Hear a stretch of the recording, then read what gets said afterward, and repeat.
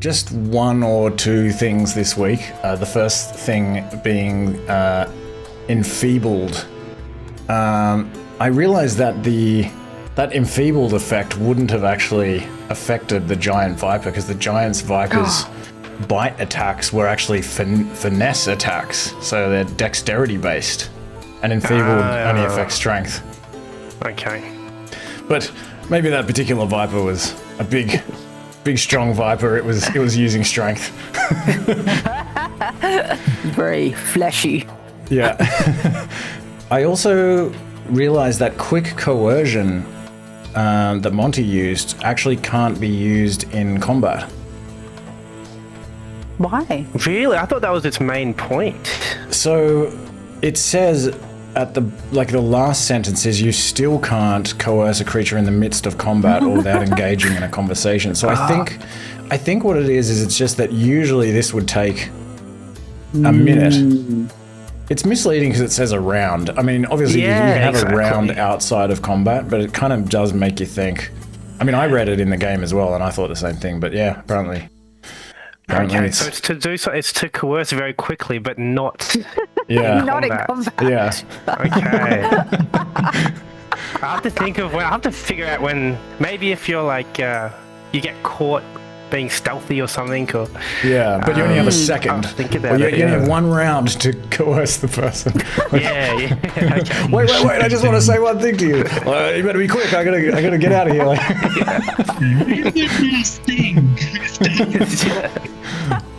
I think your microphone is being a bit funny, Chavs. Is it? Oh yeah, you sound very echoey or something. Muffled. The next thing I wanted to talk about was the wounded condition. Just because we went back and forth on this a couple of times, so I just wanted to clarify. It ends if someone successfully restores hit points to you using treat wounds, or if you're restored to full hit points by any means and rest for 10 minutes. So you have to rest for 10 minutes in addition to being restored to full hit points. But here's the thing, and Anna, you were actually totally onto this during the session, I reckon, but I just didn't grok it. You kind of said it a couple of times. Battle medicine, the Coercion feature, is not actually a means of using treat wounds. It's a separate thing that's just like similar to treat wounds. So although treat wounds like removes the wounded condition, battle medicine actually doesn't. Where's battle medicine? Battle medicine. Yeah, and similarly, if you use battle medicine on someone, it doesn't make them immune to treat wounds for that hour. So you can do the battle medicine and you can do the treat wounds. Okay. However, battle medicine, as you can see here, has its own limit, which is that you can only do it to each person once a day. Just in case you didn't have enough to remember already. But what that means is if you want to help a creature that's dying in combat and you've already used battle medicine on them previously, you have to use the administer first aid action instead. Because you actually can't treat wounds during combat. Yep, because it takes like 10 minutes or something. Yeah. And so administer first aid actually takes 2 actions rather than 1 as well. So just keep that in mind. And yeah, if anyone else uses a healer's toolkit to save a dying creature in combat, it'll also take 2 actions because only the Coercion has the battle medicine. So maybe we should take a first aid course next time we're with the... Yeah. Can you guys hear me now? Yeah, I think so. Seems better. Yes. Just a tip, you can always use an action to attempt a recall knowledge check about a creature. I think you can do it in combat or you can do it before or after combat, and it might give you some insight into like what the creature is and what its weaknesses are, that sort of thing. Might kind of help you out a little bit when you fight it. Although in some cases I might just say that you've never seen a thing like this before. But yeah, just something to keep in mind. And then the only other thing is I realized that our conclusion about the Waterskins didn't quite work, because we'll likely forget the maximum number of Waterskins that we can have. So I just added a number to everyone's Waterskin, which just represents the total number of Waterskins that you have. So then you can just like change the quantity to represent like how many full Waterskins you have. But then that number in the actual name of the Waterskin says like how many empty or how many total skins you have. Does that make sense? Anyway, feel free to do it differently. That was just a solution that I thought might work. What's the maximum we can carry? I guess it's just how many ever you can. You can. Yeah. Okay. You can physically carry. Nice. But I guess in this way it'll mean that the skin the skin itself is essentially weightless unless it's filled with water.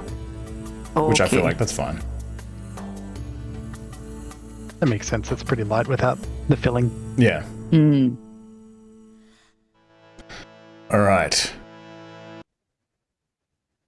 Let us now return to Ascentis.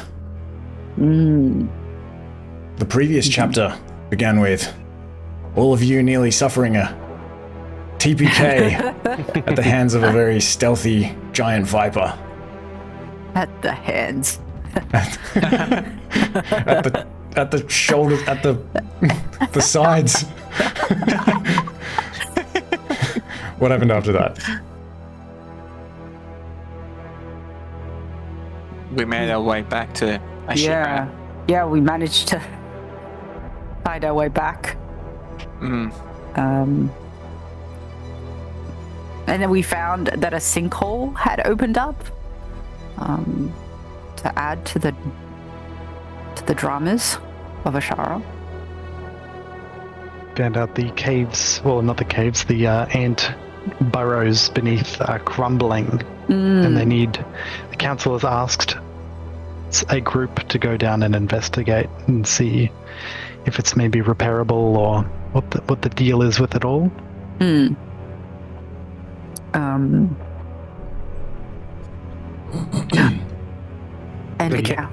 Go ahead. yeah. No, you go.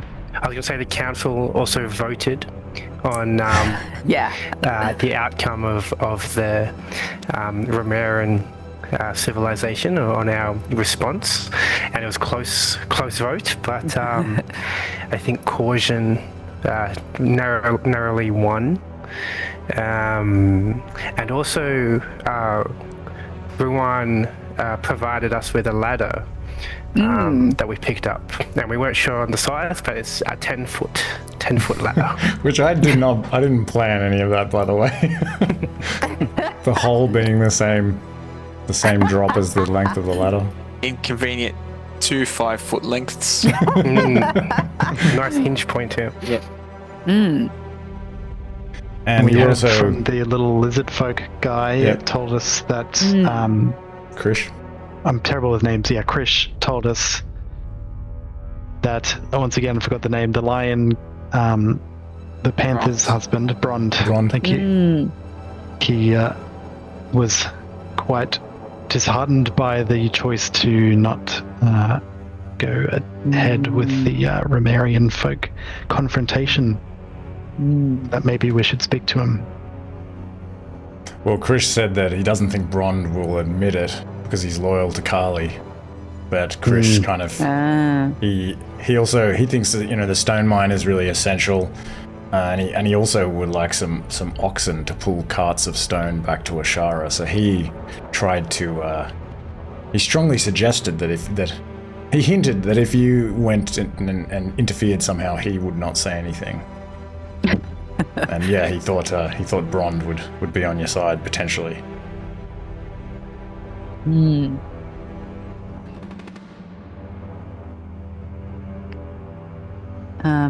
We also. Yeah, no, go for it. Oh. I was just gonna say that we ask Ophis about a ring. But yeah. Yes, got some information about that shiny ring we found in the cave. and also paid Ivan's debt that he owed Yes. for that ring. Well, for the other ring. The other ring. For the gems. Yeah, I think my writing is getting a little bit repetitive. We've had 2 rings already. It's a theme. Well, originally that copper ring that you found with the engraving on it was just something random from a list of treasure. But then you were like, oh, I wonder what this ring is. So I was like, okay. So now the ring is a Pangoli wedding ring. With a bind rune on it, which are the interlocked letters of the first letters of 2 Pangoli names.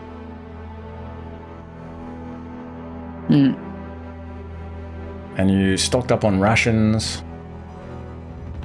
You also learned some lore that this part of the Ghostvale Forest used to be inhabited primarily by owlfolk, heron, and snake people, and that maybe the strange ancient stone door that you found in the dark paths may have been built by one of those groups, or potentially the snake folk. Oh, and Rohan gave us that little statuette of Pisces. Pisces, yeah. Pisces. I've got a little Pisces wooden idol with me. Yep. Just in case you need a religious symbol.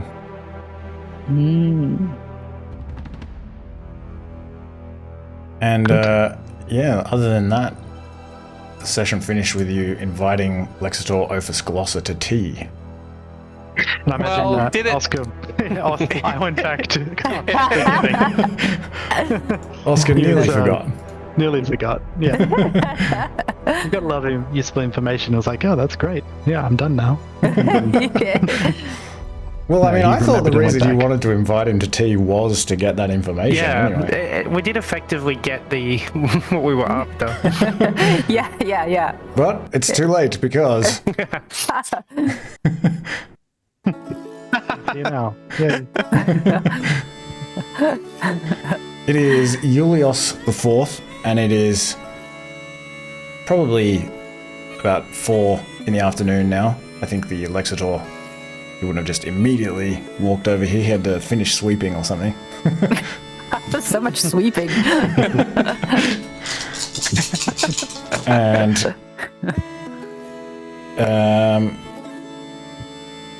as the evening approaches, the day cools down a fair bit. There's a nice breeze blowing from the north. And you are once again in the Bronze Age hill fort of Ashara, hidden in the Ghostvale Forest, populated by animalfolk settlers and ruled over by the ruthless Suskin, or pigfolk of Ascentus. And you inside is Kalia's hut, just sitting down for some tea and some healing. And Ophisglossa kind of stoops his head and enters the hut last. Ophis. Oh, Professor Glossa. Professor, you say? Interesting. I suppose I do profess a great many things. She hands him the beautiful pot with tea and make sure he has the comfiest seat, and it's sorry about the mess. Oh no. No, quite all right, thank you. He'll kind of bundle his robes together a little bit and kind of sit down and take this tea from you. Sort of lean forward with his big snout and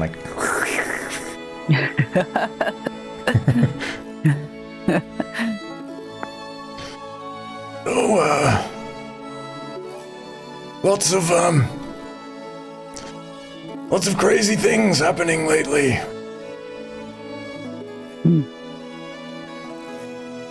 And how about this weather? Lovely. Those crops are sure coming along as well. Yes, I did hear about that. That is good news. It was a bit concerning there for a moment. Although the Epitropos was not concerned, of course I was. He kind of looks around at all of you and sees that like several of you are quite wounded. It's like, please, no need to be polite.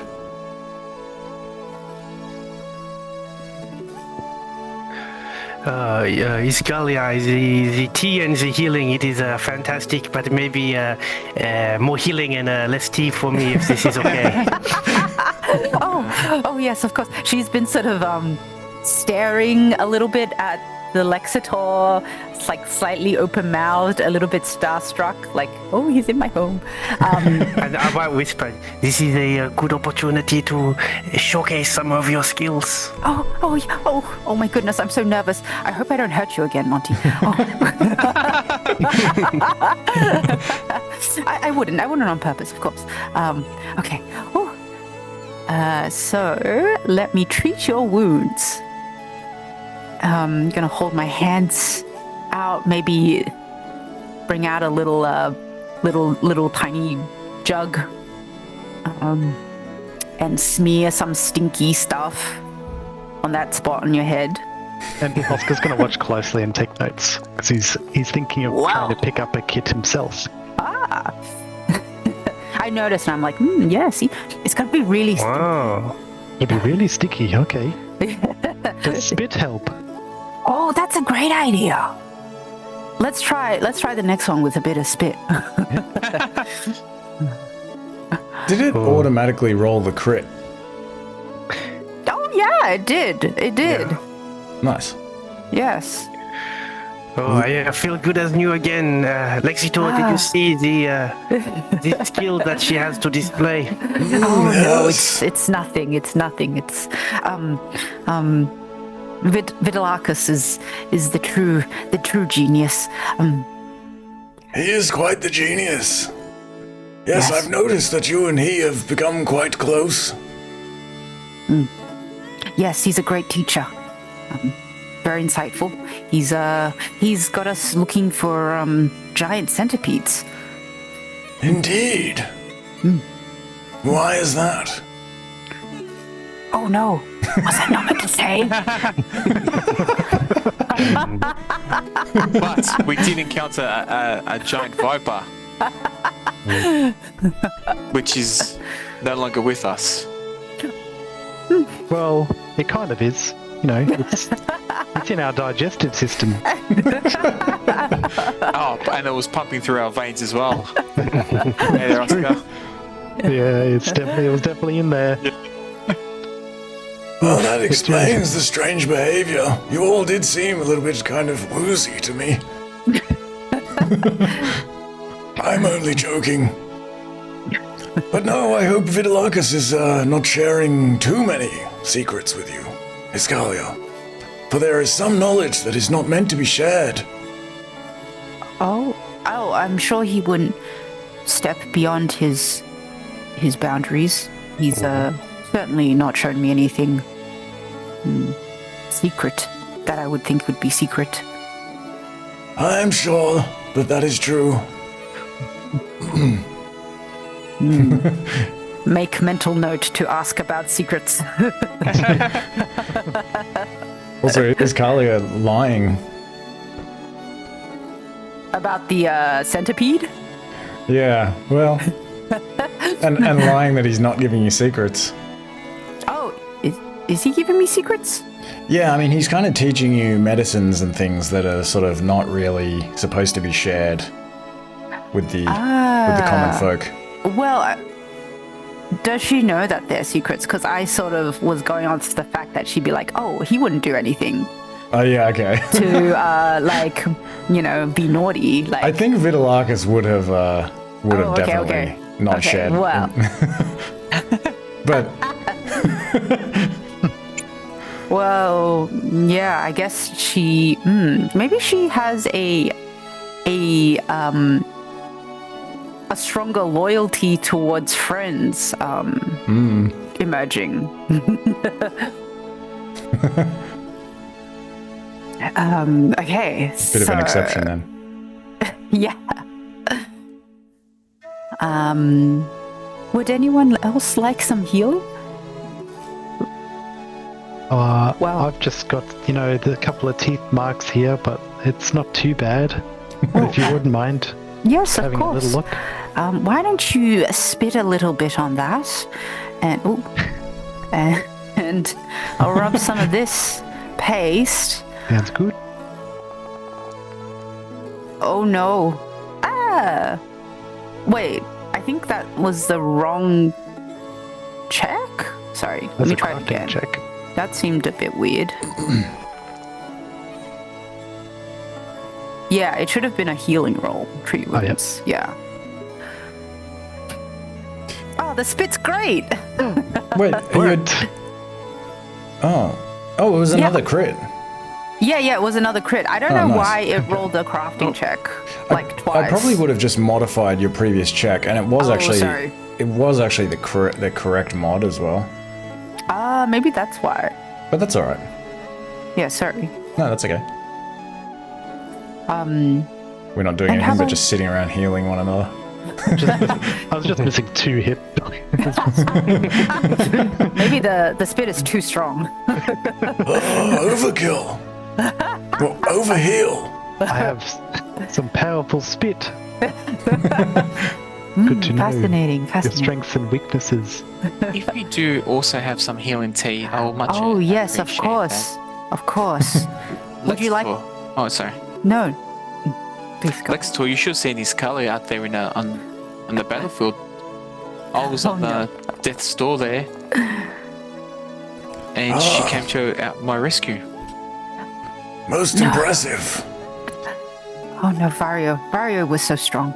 He had that viper in his grips, and then smashed its bones In my jaw.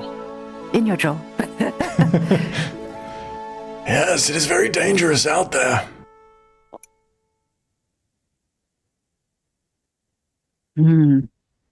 Yes, it certainly seems like it.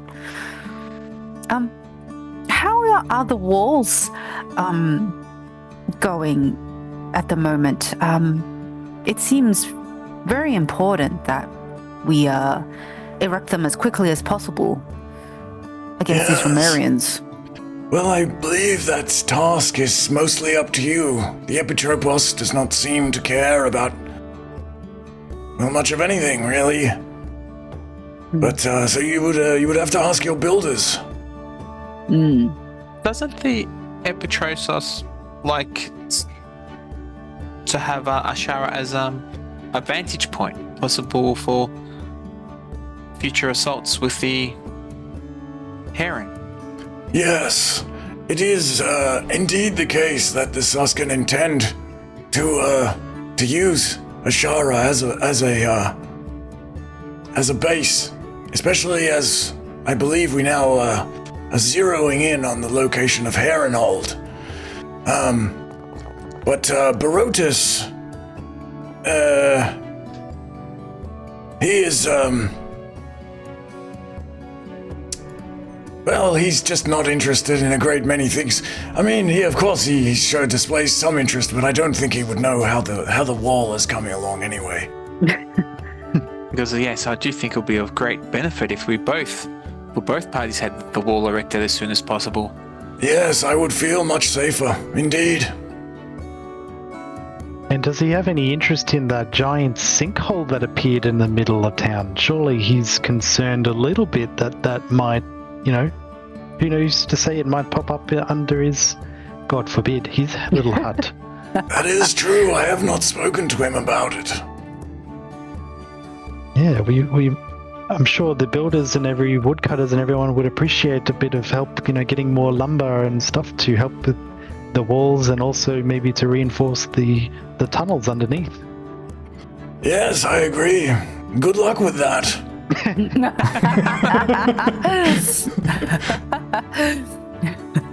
Perhaps you could speak to Photis. He communicates with the Epitropos a lot more than I do. I am simply a humble teacher.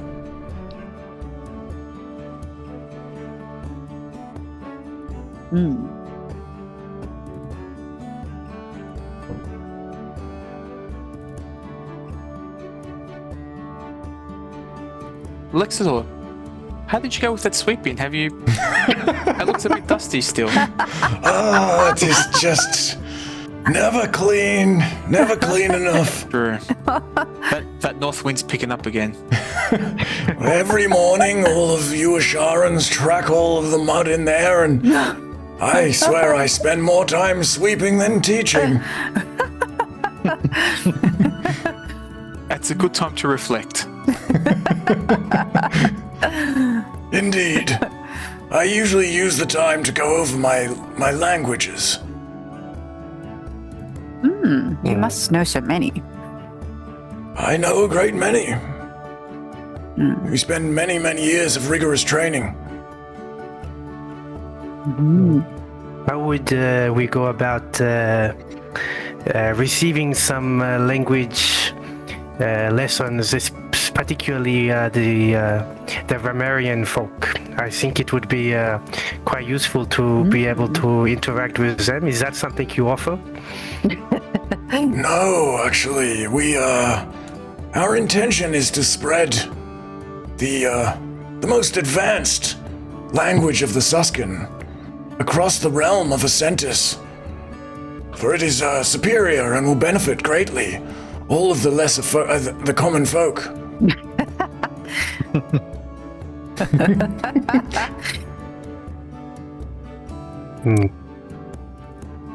So yes, it is not encouraged for me to teach other languages. I would pay a lot of coin to see you teach those Romarians some boorish.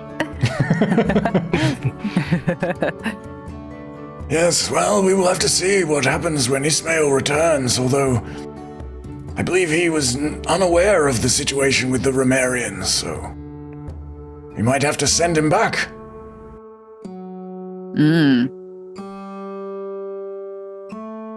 Well, I have some sweeping to do, so thank you very much, Iskalia. I must also get back to it. Oh, okay. I will just follow you out, Lexitor. He will stand up and pass you the mug back. Don't you only have one mug? Are we all passing a mug around? Oh yeah, I only have. Yeah. I'm just kidding. I'm sure you can have a couple of mugs. Well, actually, yeah. I mean, probably everyone would actually bring their own mug. That was the practice even in medieval times. I think if you would go to like a pub, you would often bring like your own receptacle. That's so sustainable. Anyway, thank you, Iskalia. Oh, not at all. Not Lovely at all. tea. Oh, thank you. Thank you. You guys, I have no sweeping to do. He was just overstaying. He's welcome. I tried to give him the hints as well. Something tells me he is not invited to many tea parties.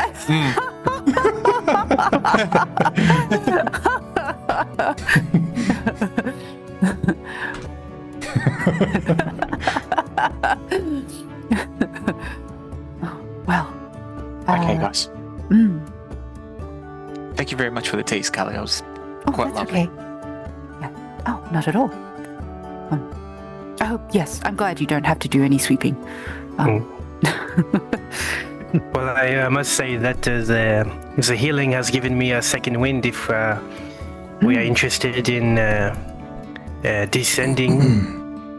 Yes. We should check out the tunnels. Does Varu, are you feeling fully well? Yes. Oh, yes, okay, good. Quite well, thank you. Good. What we should do is maybe see if we could source some more torches before we go down as well. I have 3 left in my on my kit. I have 2 at the moment. I also have 2. I do not have any. Would you like 1, Oscar? Oh, thank you. It's very kind. Of course. Yeah, we should definitely find some more. Well, I do want to go see Ivan too before he packs up for the day. And ask. I think he might have another healer's kit lying around. I think, yes, since we did some traveling this morning as well, we might not have that much time in the mine, so we might be okay for torches at the moment if we can't source any. The torch is in the stash. Thank you. The torch is in the stash. I wonder who would have a surplus of torches in this town. Yeah, I mean, I don't know if there would be that many torches. Well, I mean, If we just go to the torchmaker, we should be okay. Or maybe we should see if the fences have some offcuts that we can use. but you'd need like tallow and something to wrap around it, I think. Yeah, I mean, I think like that sort of thing generally people would just make for themselves. So I don't think there would exactly be like a cellar of torches. I see. Okay, I think so we've got 5 or 6 torches. Yeah. I think they'll get us through. That's true. We don't all need them at the same time. And then maybe tonight, during some downtime, Oh yeah, maybe we make could. some torches. Yeah. I think another healer's kit would be very valuable, as per last night's incident. I just thought, God forbid that his Carly was in Varyo's shoes and fell unconscious. We need some way that's to. true. Yeah. That the Viper would be having a big dinner.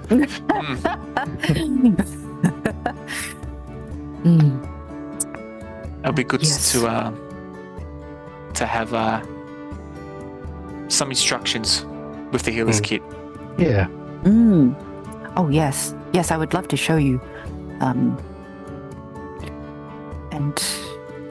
yeah, I guess. Were we talking about how to get another one last time? About like what is in a healer's kit? You would know that Ivan would probably have a healer's kit. Yeah, okay. That he could sell. Oh, you. okay. Yep. Well, should we go first to Ivan? Yeah. Yeah, okay. We're not sure what we'll encounter. Down there. Are we planning to go down in the tunnels in the morning as it's getting late in the evening already? The sun is starting to go down? I do not mind, but that Maybe does seem smart. maybe we could spend the afternoon gathering a few materials to see if we could make some more torches. And then head off first thing in the morning. Sounds good. Very good. You can make your way over to see Ivan. Nice. And Ivan and Hembe are both kind of standing around this sweat lodge that they've been beginning to build here. They're just kind of discussing, discussing what to do tomorrow, perhaps, between them. And just kind of looking at it. They don't see you coming, but maybe this other animal folk sort of nods at you and heads home for the afternoon.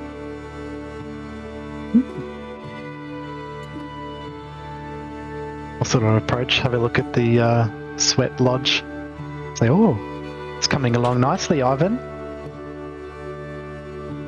He turn around and look up at you, say, welcome back so soon. Thank you. Yes, it is something I think that it would be very useful in case there are injuries by those working in the forest or on the wall or among all of you, gods forbid. How many people would your sweat lodge hold? Perhaps as many as 10. Ah. Impressive. That's quite a good setup you've got there. Thanks again for trying to look at the ring earlier. But I do come back to ask you if you have any some healer's kits lying around that I could maybe buy from you. Why, yes, I do believe I may have a collection of items that you could use. You could put together in a kit. I could do that for you. He walks over here to his hut and sort of disappears inside for a moment.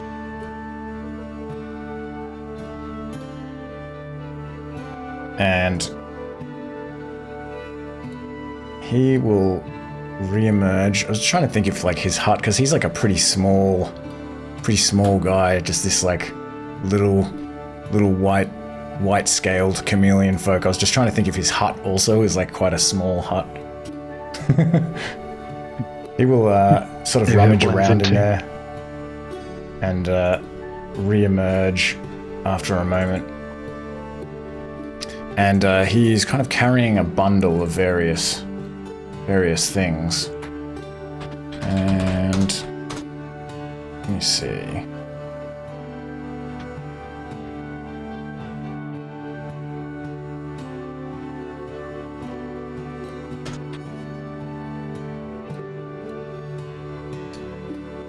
So he will say, I could probably give this to you for 5 silver pieces. How does that sound? That sounds like a good trade. I could do that. I'll give you this opportunity as well. Maybe would you prefer 5 silver pieces or this shiny tiger's eye we found in a gem in a cave? It was evaluated at 5 silver pieces. That Oscar thinks anyway, so in his mind it's an even trade. He says, well, you know, the Suskin discouraged the barter, but they have not outright made it illegal, and you have already helped me. So yes, I'm of course willing to accept this. This is a beautiful gem as well. I will make this trade. Especially as I do wish for you to have items to heal yourselves, seeing as you're going out into the forest and all. Great, I appreciate that very much, Arvin. And he will put a healer's kit in your inventory. Thank you. I'll remove one of my gems.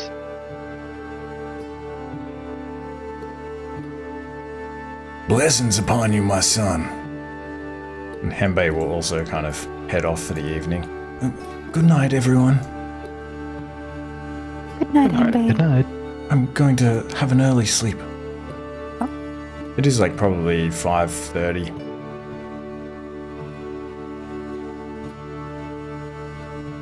He'll disappear into her hut.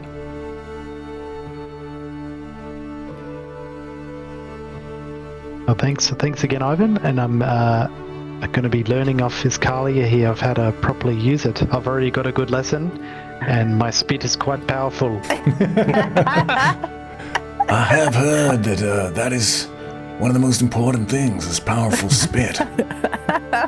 I hope you never need my spit. I believe the gods protect me, but you never know what they have in store. That's true.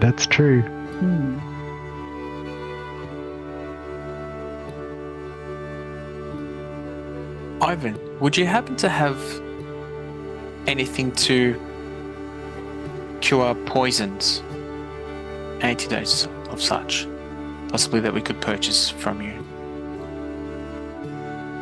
Oh, I can actually. Yeah, I can make those. I do not have anything like that, unfortunately. Only what blessings the gods provide, and some meager, mundane healing equipment.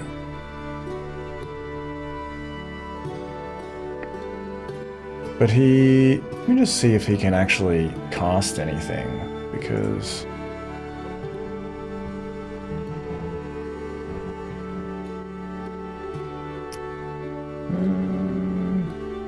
Toxin, lessen a toxin. I could but perhaps ask the gods to bless you with restoration. which might remove toxins from your body and soul.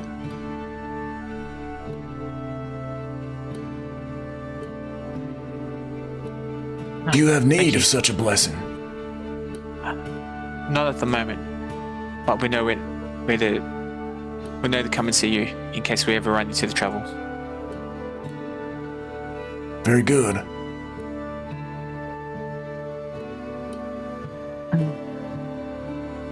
Iskalia might just show Vario this antidote that she has made. I've actually been working on this since since the Viper. I don't know how useful it is because, you know, on the label it says you have to drink it before, but but yeah, in case it might be useful. Sounds good.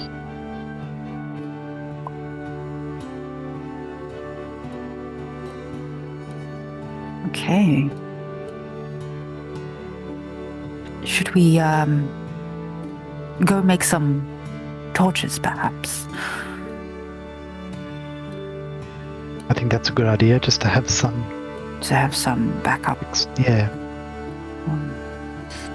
So if you want to craft torches, you're gonna need like some tallow or some kind of like oil or something like that, and some wood, and then some, you know, what do you wrap around like the head of a torch? I'm not sure if you would have something like that available.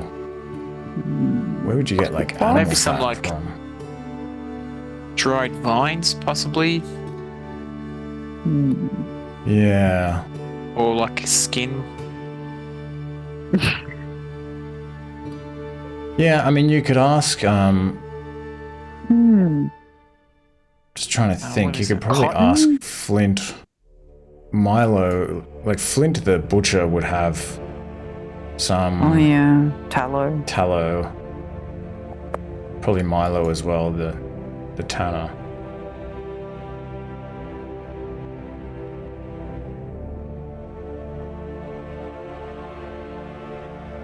Linen, Just- grass, or reeds.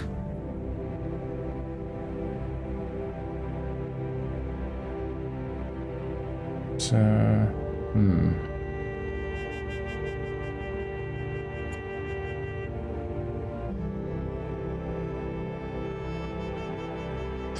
Yeah, so maybe I'll just do this, because if you go to speak to Flint and kind of buy this oil off him, or this fat, and then you'll need some wood, which, yeah, you can probably get some offcuts pretty easily. The builders, the fencing. Yeah. So, yeah. Maybe they'll Well- have some like dried grasses and reeds or something. I mean, you could also kind of walk down to the river to get... Yeah. Although they wouldn't be dried. I'm sure if these huts have grasses on them, there might be, I don't know, maybe around the farming area, like for some, like a pile of grasses or that they'll use. What were they farming with Ray up the top? What type of? There are... What's he got? He's got like some pigs What animals? and some goats, I think. I forgot where I wrote that down. But yeah, he's got like a few animals, but not enough. I think some pigs and some goats and some chickens. I wonder if he's got some dry feed, like dry hays and straws for the goats and chickens. More sorts.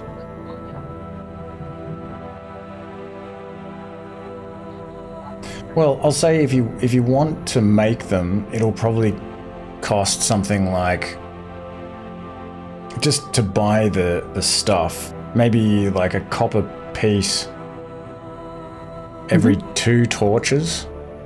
Oh, okay. But hold on.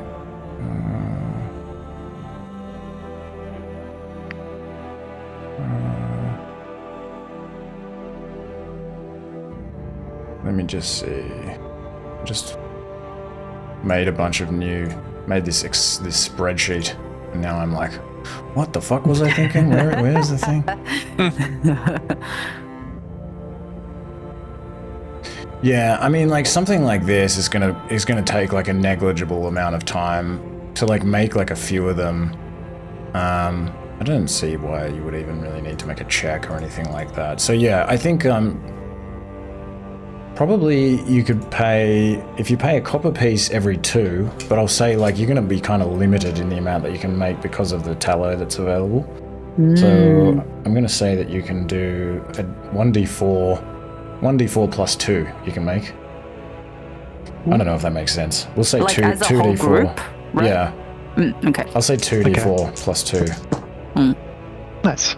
So 6. You're able to make 6. Great. Sweet. Okay. I can pay for that. Was that 3 copper? Yeah, 3 copper. Yeah. Let me 3 copper.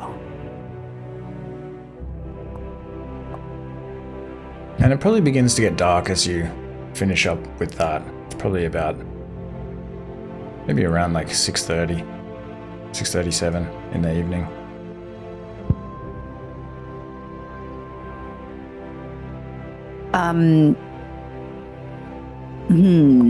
Are you okay to add those to your inventories? Do you have torches? Oh yeah. Can everyone carry 1? Yep, I'll add 1. Yep. I'll add 1, and then I think I can add. Oh no, I cannot. Can someone? There's 2 more. I've got plenty of. Okay. I can add 2 more. Sweet. Thanks.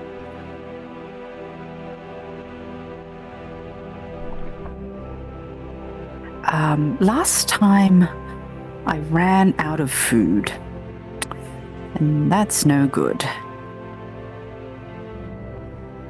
I think I might spend the night trying to find some food. Remember, if you look for food at night, it'll be quite difficult to find because it's dark. It's also dangerous to go outside of the hill fort at night. Although, I mean, if you're doing actual downtime, we can do it like downtime. But you will need to sleep at night, though. Did we buy some rations from? Yeah, I think we did. I have 2 rations. I've got a couple, yeah. Okay. But Oh yeah. 2. Okay. Well, maybe I don't need to do any hunting. And when we were staying in town, I can't remember, did we need to use our rations, or is there like Can we buy like, you know, something? like rations. or is there like a mess that people make, you know? Yeah, you can buy food, so you can buy bugs from Kalen and Nell over here. That's right. And you can buy the forager share house is over here, run by Migu, the Xanathran sloth folk. And Are we in today? you can, of course, buy fish I think so. from Igork and Sherman. Yeah, you've eaten today. You ate the snake today. Snake. Ah, that's right. Yeah. And yeah, I guess you would go to Flint at the butchery as well to buy like meat, but then it would be up to you to sort of cook that meat if you wanted to. Okay. Well, I think for the at least the next few hours, I am feeling ready to explore. But if we want to start at first light tomorrow, this is fine as well. Is it possible if Vario can place an order with Flint to pick up some rations in the morning, so he can like smoke them for us overnight? He can kind of, I mean, because you just spoke to him earlier today, and I think like it'll, you know, like the hunters will have to come back. He can tell you that he'll have some by tomorrow afternoon.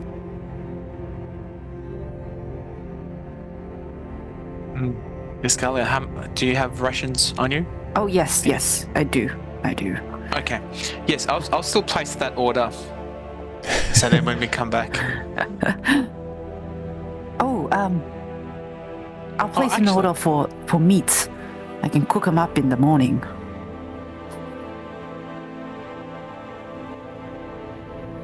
Yeah, I mean, you know that, food is a little bit limited. The hunters have to kind of go out and hunt every day, and the foragers have to go out and forage every day. And so, like, the sort of, I guess the storing of meat would be something that he'd be doing, but, like, it's not like he's going to have, like, heaps of excess rations to just give out, because he's kind of trying to feed everyone, like, half of the people in the hill fort. But yeah, he will say that he'll reserve you some.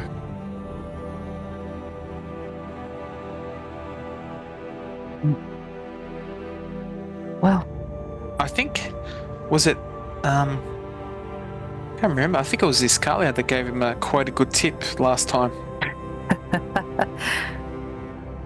that's right. Yeah, you gave him, like, a gold So it's piece. probably yeah.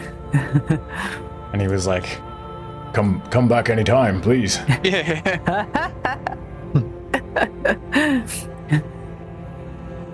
Could I try to see if I could get Bucky to fly off the coast and catch a fish?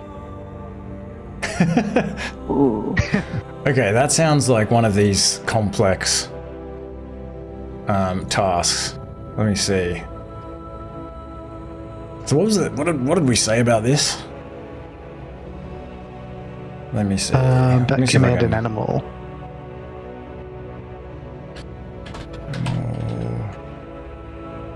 What's the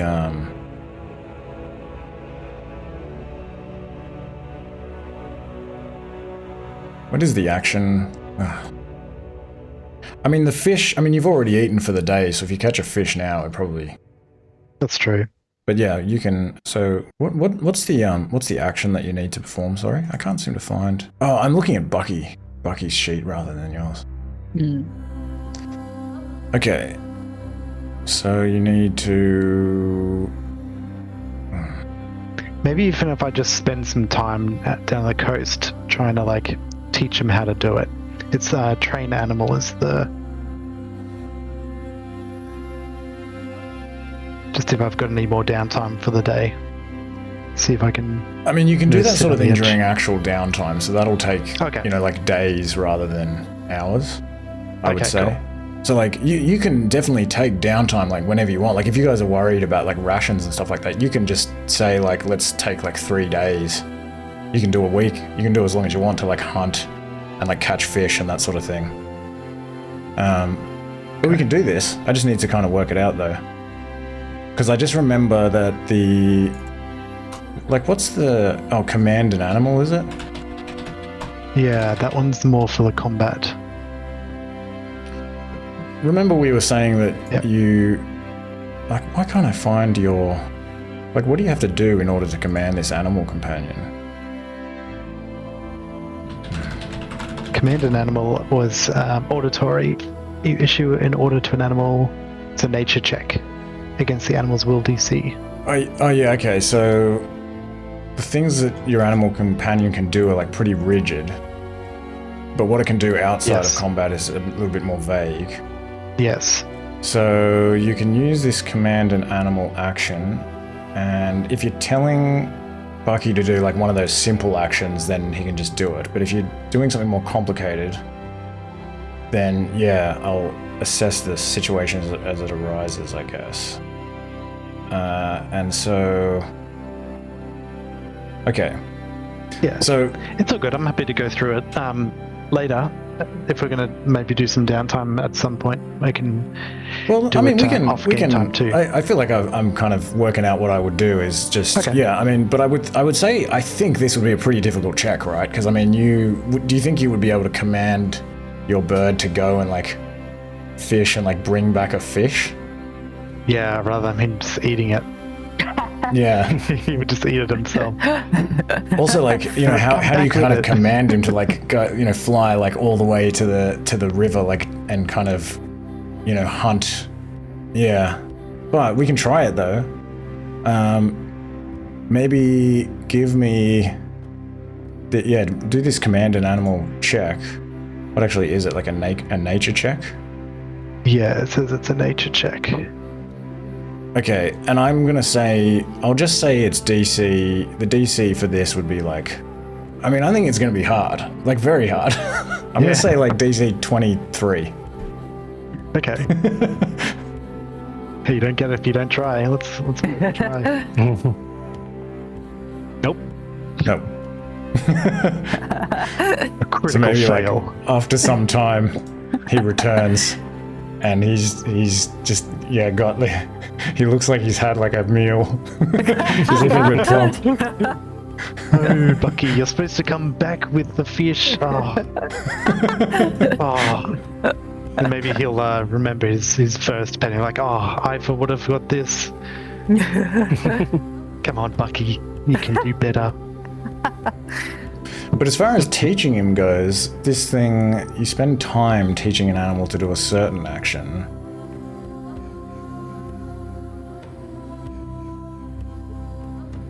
It's usually impossible to teach an animal a trick that uses critical thinking. It doesn't really say like how long it takes for you to do this. Oh, Yeah, it specifies downtime, so I guess this is in there. Yeah.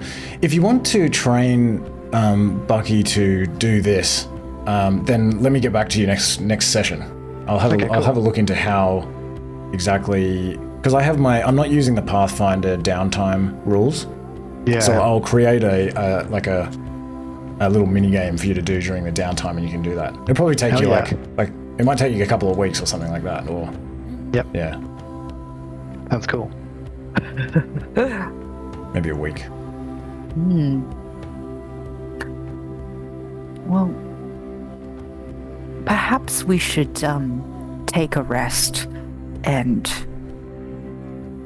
descend in the morning when people can hear our yells for help if required. Oh, that's a good plan, I think. They might be more inclined to help us in the middle of the day rather than when they're sleepy. Yes. Screams coming from that sinkhole will spook them. All right. Well, enjoy your walk home. Goes it way.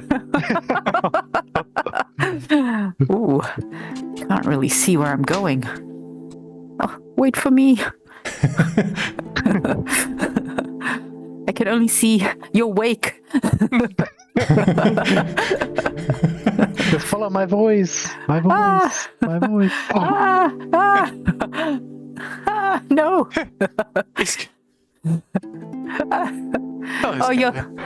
Oh my God. Didn't see you there. Oh, just watch out for that sinkhole as well.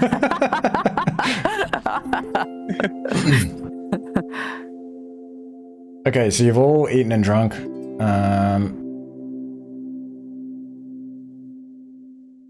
Okay. You don't really need to do watches. I don't know. Yeah, you can do watches. It's up to you. And No.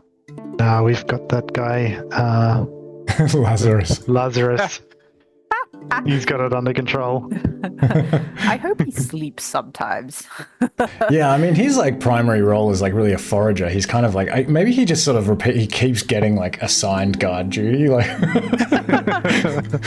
No one wants to forage with him. maybe he just makes a lot of noise when he's foraging and like just keeps talking. Okay.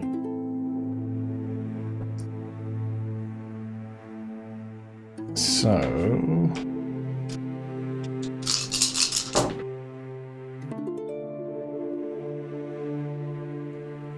the wind picks up at night, but it's just sort of like an average temperature during the evening. Probably gets down to something like 13 degrees. And you don't have to worry about sleeping in armor or anything like that. Iskalia, all of your consumables reset automatically, yes. right? Yes, they do. And then Then I will everyone change. can go ahead and take the long rest. Cool. And you'll wake up at like 5 in the morning, and then you I'm assuming you'll want an hour for daily preparations, so Yes, you'll please. be kind of done at like 6. Mm. And you notice like many of the people who you would usually go to indoctrination class with, getting up at the crack of dawn and heading over there. But you have leave.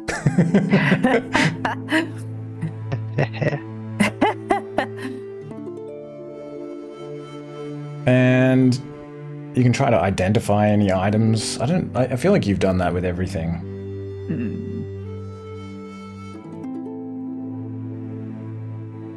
All right.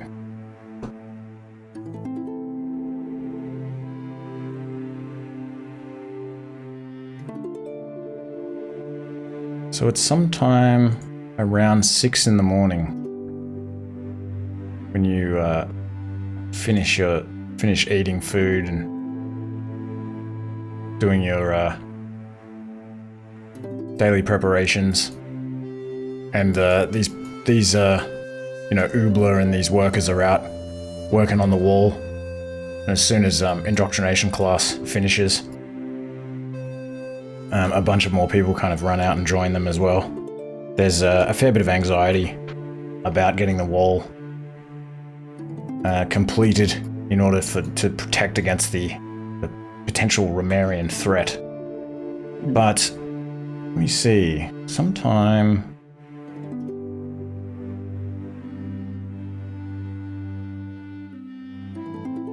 Yeah, as you're kind of meeting up again and preparing to go and investigate this sinkhole, you hear the sound of probably like maybe sometime around 8 in the morning.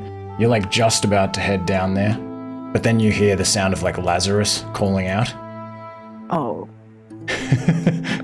Lazarus. And Lazarus call out?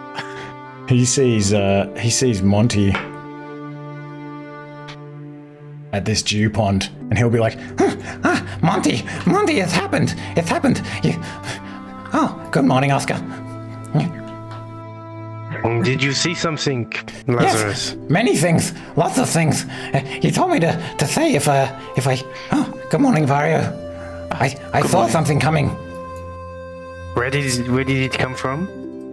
It came from the forest. There's a big You've group done well, of Lazarus. Suskin. Great job. Oh my god. And Will you he says, have us on at the edge of our seats? What did you see? there's a whole bunch of Suskin being led by a really big guy, really big pig folk. I better tell Carly. He like runs off again, runs over to Carly and Bronze Hut. And after a moment, you watch as these Suskin come walking through the hill fort. There's probably another Asharan at the gate that is able to let them in. There are about 20 of these Suskin. It's a large group that comes marching through. And you can see that leading them is this really big pig folk, who he's got grayish skin, and he's got these really big, like bigger than usual tusks. He kind of comes storming in along this path here, and I think actually the Epitropos will come out to meet them.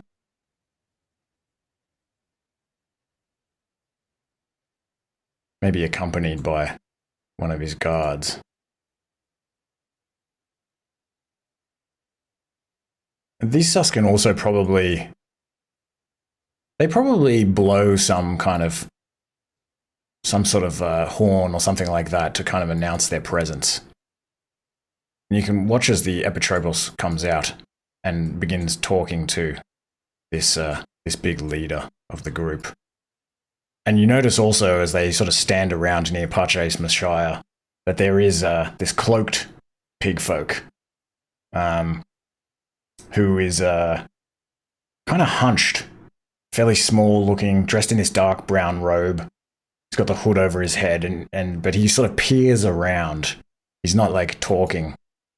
And you can see he has these like beady eyes and very pale skin. And he is carrying, similarly to what Lexitor Ophis Glossa often does not carry, he is carrying this staff that has all these like severed tongues and hands hanging from it. And you notice that there are a lot of tongues and hands hanging from this staff. A great deal more than on Ophis Glossa's staff. And they have some kind of conversation for a little while. You can't really hear exactly what they're saying, but then they begin kind of moving over towards the Suskin quadrant. Maybe over to this like barracks over here.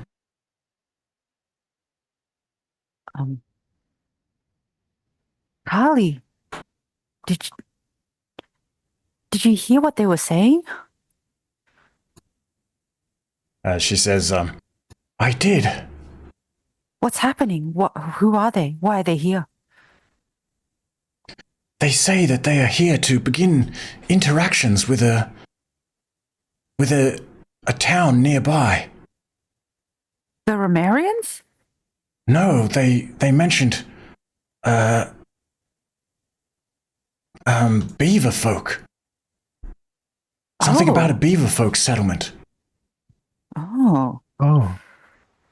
It does it seem amicable? They seem like they're perhaps wanting to speak with fists. They say that they were sent by the Eparch Demetria Krona from Megrothea. There didn't seem to be too much tension that I could tell. I see.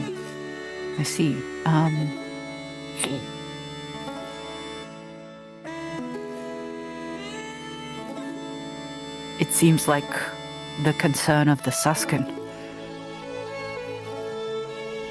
Yes. Well, I'm sure we'll find out more as time goes on.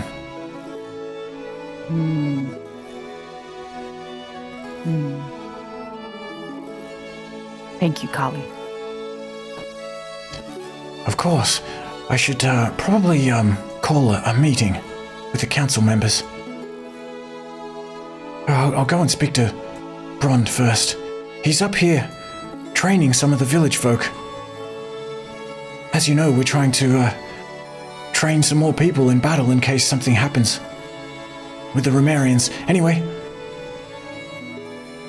she'll kind of head off up to this meeting area up here.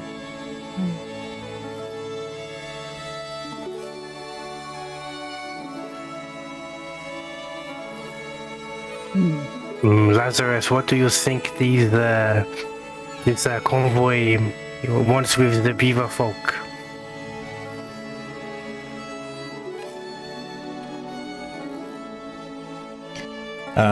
He says, I don't know. I didn't even know anything about beaver folk. They said something about subjugation. They also said that they're here on orders to concentrate, which I understand because I often have to be told to concentrate. But to concentrate in particular the search for the heron of Heronhold, which they think is in this area. I overheard them say that with my ear holes. You're a very good watchman, Lazarus. It is something you always wanted to do? Not really.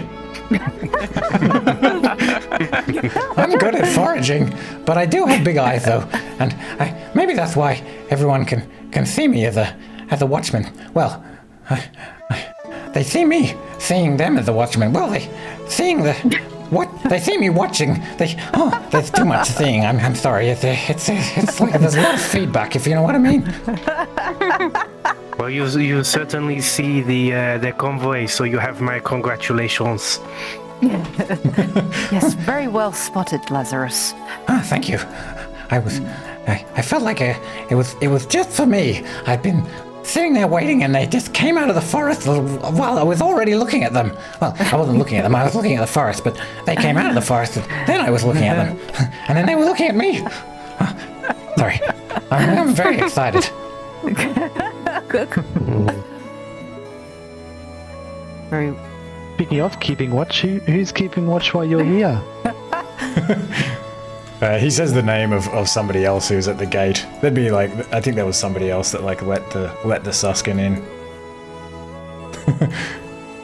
He says, but yeah, I better get back to them. So do you guys think this is a concern of ours, or is it beyond our scope? I would.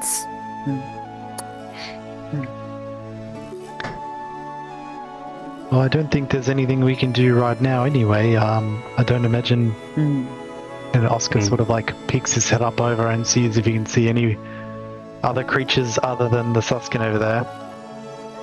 So I don't think there's many other creatures welcome over there at the moment. I'm sure we'll have to find out what we can after whatever the little meeting is about. Maybe your good friend Vitalakis will help us out. Yes, that's true. I could ask him. Maybe they can go back to Dimitri of Corona with another settlement. Maybe if we steer him towards the Romarians as well. I have not heard any bad things about the beaver folk, and you know how I feel about the Suskin oppression. It would be a pity for them to experience this as well. But it would be quite bold to intervene. Oscar probably stares out loud. He's like, if only we saw some sort of hint that the Heron were at the Romarians, you know, we could tell the Suskin that the Romarians know something about Heronhold. That would sort of force their hand, but we didn't see anything, so we can't tell them that. He looks serious too. He's just like, damn it, he feels defeated. You know, Oscar, I think I might have seen a heron coexisting in the civilization. Barrio, when you scouted, did you see any such thing? Possibly. Maybe it was pulling a plow. I think it was a heron. They're working together. Of course. I think you're all gonna have to roll deception against me if you actually try to convince me. Oh yeah, I will deception against you. Oh, Are you actually trying to convince? I'm convinced by you two. Yeah, because I don't think Oscar would. Yeah, I'm gonna try. He was there too, and he's like, I didn't remember seeing anything like this. Let's see. 16. What is this? It's up to you if that successfully convinces you. Oh, okay. I thought I was just gonna roll like was it diplomacy or something, or like against, or Usually the way that I would do PvP is it's the target can choose whether it just affects you or whether it doesn't affect you, or if you want to roll or you can set a DC. It's up to you. okay. Well, if that's the case, I probably would have set it to 15. So yeah, you beat it. Okay. Yeah, maybe. Oh, you must have seen something on that brave warrior that you fought, as well. Well, I guess your plan might have some weight to it then. If we do have a conversation with them, it might be worth mentioning that we did see that. Or that you saw it. I would be happy to send them that way. What incredibly good luck. This Carly doesn't even need to be convinced. For me to weaken the Ramarians and to weaken the Suskin, it is a win-win. I feel like, Iskalia, you should have a hero point for being naive, and Oscar, you should have a hero point for being honest. Okay. And straightforward. I don't know, Monty, you don't really have a typical motivation to lie.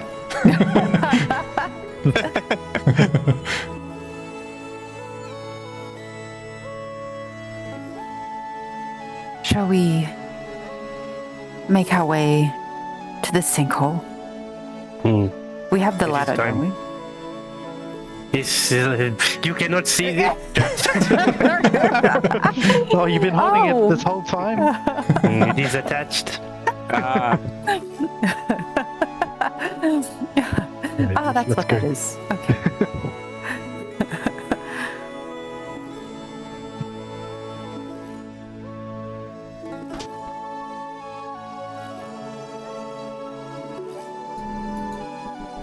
Ankti will say good morning to you. Hello. Also these other animal folk will nod to you.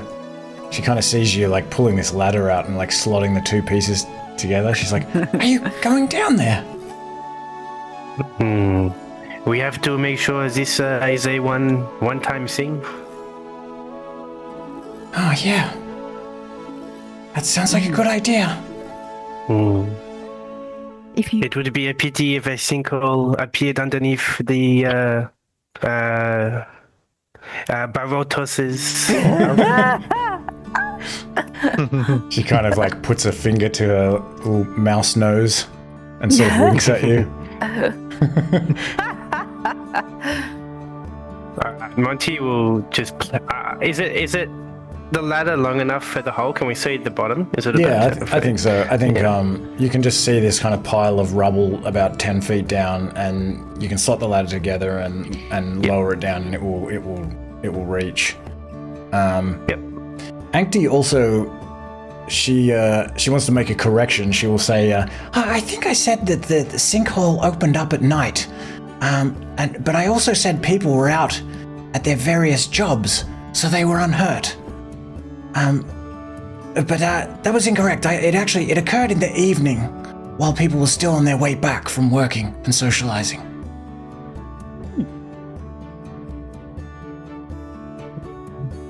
If you could get your facts straight, that would be very helpful. You get confused a lot, Ankti. I am just kidding, Ankti. That is okay. There was a lot going on. It is okay. If you do hear cries for help, please send help. Yes. Of course. I'll keep an ear out.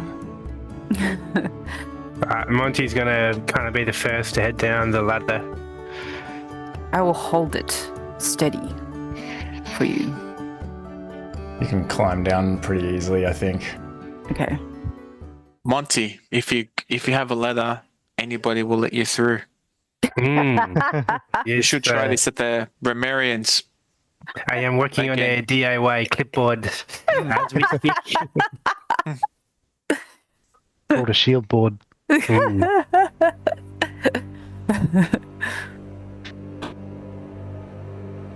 So you climb down this ladder one at a time, and it leads down into what looks like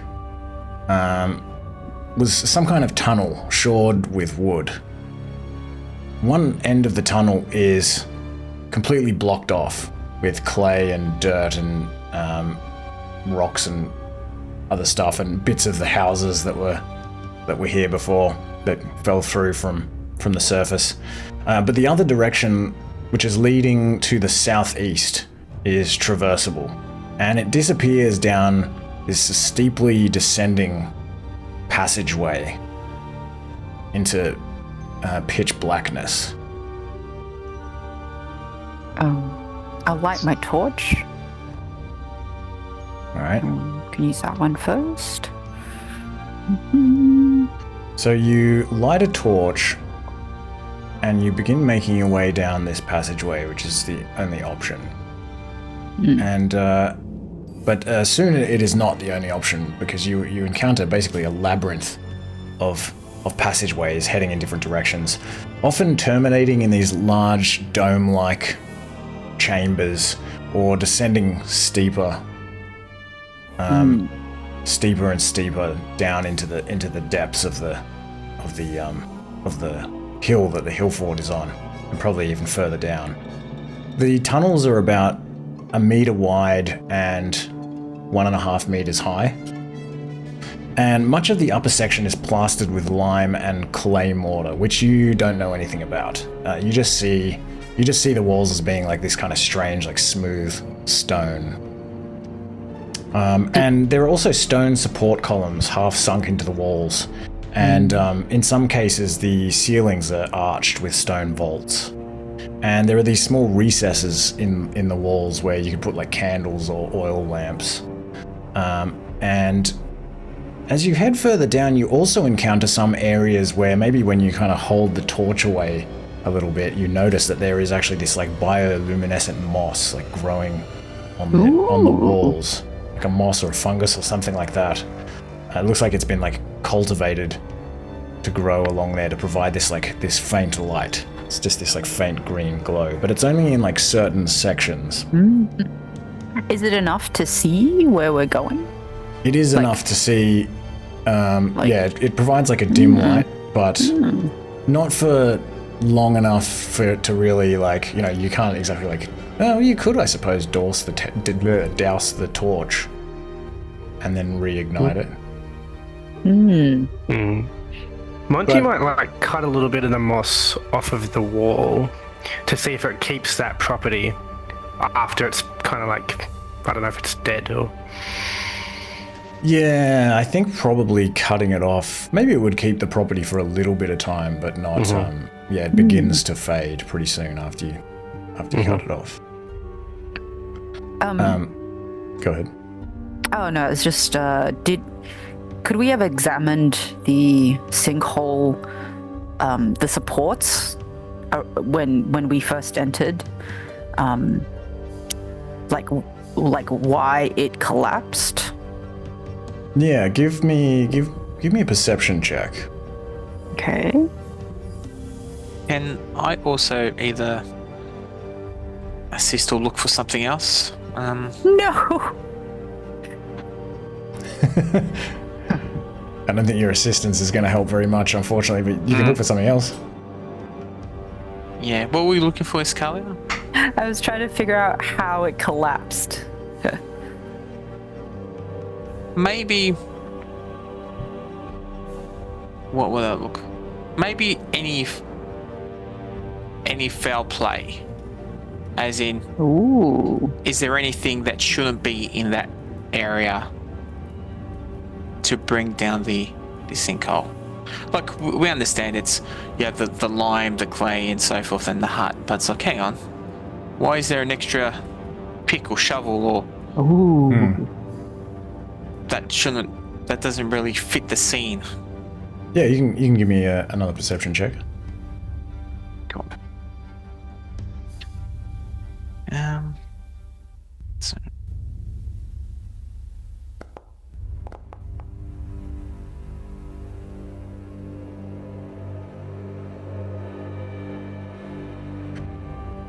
You identify several places where the wooden supports are weak and rotting.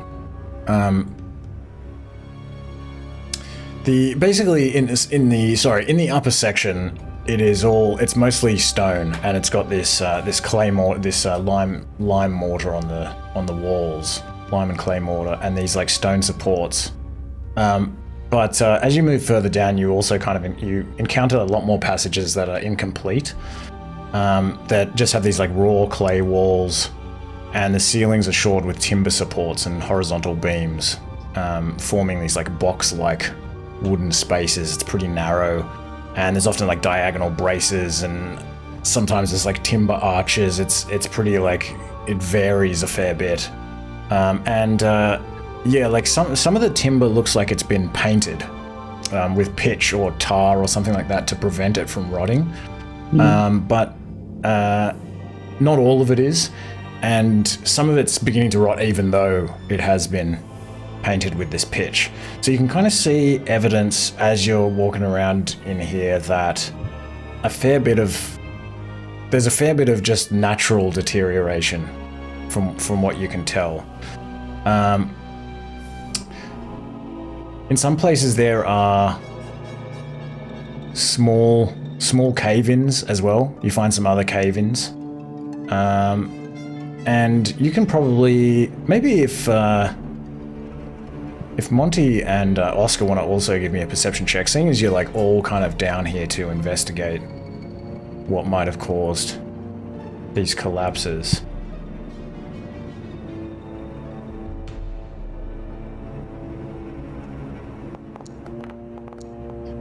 But yeah, you probably do identify some places where it looks like maybe there could be another cave-in on the way, like maybe likely to occur in the next few weeks.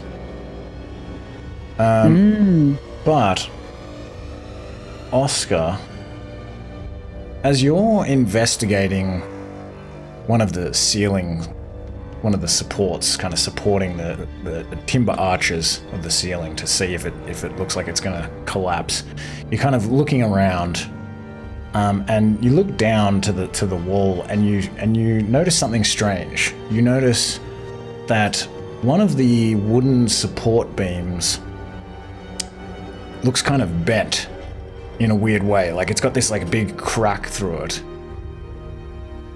It almost looks like it's been impacted by something, like hit by something. Something small but heavy. And as you're all kind of, maybe you can all kind of crowd around and have a look at this, Monty, you notice something behind, just nearby, like behind this support beam on the clay wall itself. You notice that there is some kind of hollow in the clay wall. And you look around, you see like several of these hollows. It just kind of looks almost like there's these like strange marks in these hollows, like almost like tiny claw marks or something that have just created these like little kind of pockets in the walls around here. And they're behind the foundations. They're just in the clay walls, and then there are these like, yeah, these kind of wooden supports. So the first thing you notice is that one of these wooden supports looks like it's almost been like kind of like smashed a little bit. Like you can't see any reason why it would like crumble due to weight. You kind of look at the ceiling and it looks like fairly stable, but this support beam has just been like cracked in the side and just in the wall next to it, because these supports are like running along the walls. You notice this like hollow. And when you all kind of have a look around, you see there are multiple hollows like this in the clay walls. Full of, tiny scratch marks. There has definitely been some activity here. Do you see these scratch marks on the wall? Some sort of creatures down here, yes. Do you think it's centipede? Is it moist down here? Yeah, I think there probably is a little bit of water running through here. I think there's a channel that runs along the side of these passages to kind of filter the water out. And there would be some moisture dripping down the walls. So yeah, maybe it's centipede. Is there any more of these little claw marks going anywhere from these hollows? Like, does it drag its little feet across the ground? You don't see any drag marks on the ground, although as you continue walking down the passageway that you're in, at first you kind of see one of these hollows and you look around and you see a couple more, and you can follow them. And they kind of increase. There's like a few more of them up ahead. And you also see increasingly more rubble on the ground. Bits of timber and rocks and things like that. It looks especially sort of messy down here.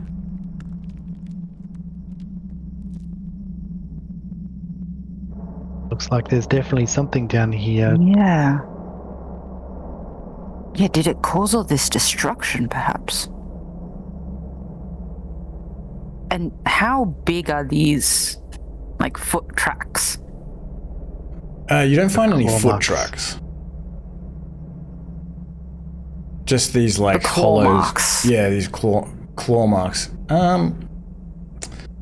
If that's what they are, like, they just look like little scratches, almost. They're very small. Would they look like ant people tracks? Like, would we have seen them perhaps at the other entrance? It doesn't remind you of ant people.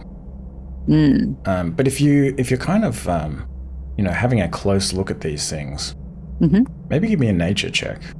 Okay. These scratches, are they in groups or is it like a single scratch? Like, are they in groups of 3 or 2, or are they just single marks? Yeah, there's kind of like clusters of them in these like little hollows. It almost looks as if like something small has been kind of like digging at the wall, you think. Okay. But actually, Iskalia, with a 21, as you're kind of leaning into like, look at these scratches, you notice that there are actually scratches kind of coming down and coming up like this in the hollows. Oh.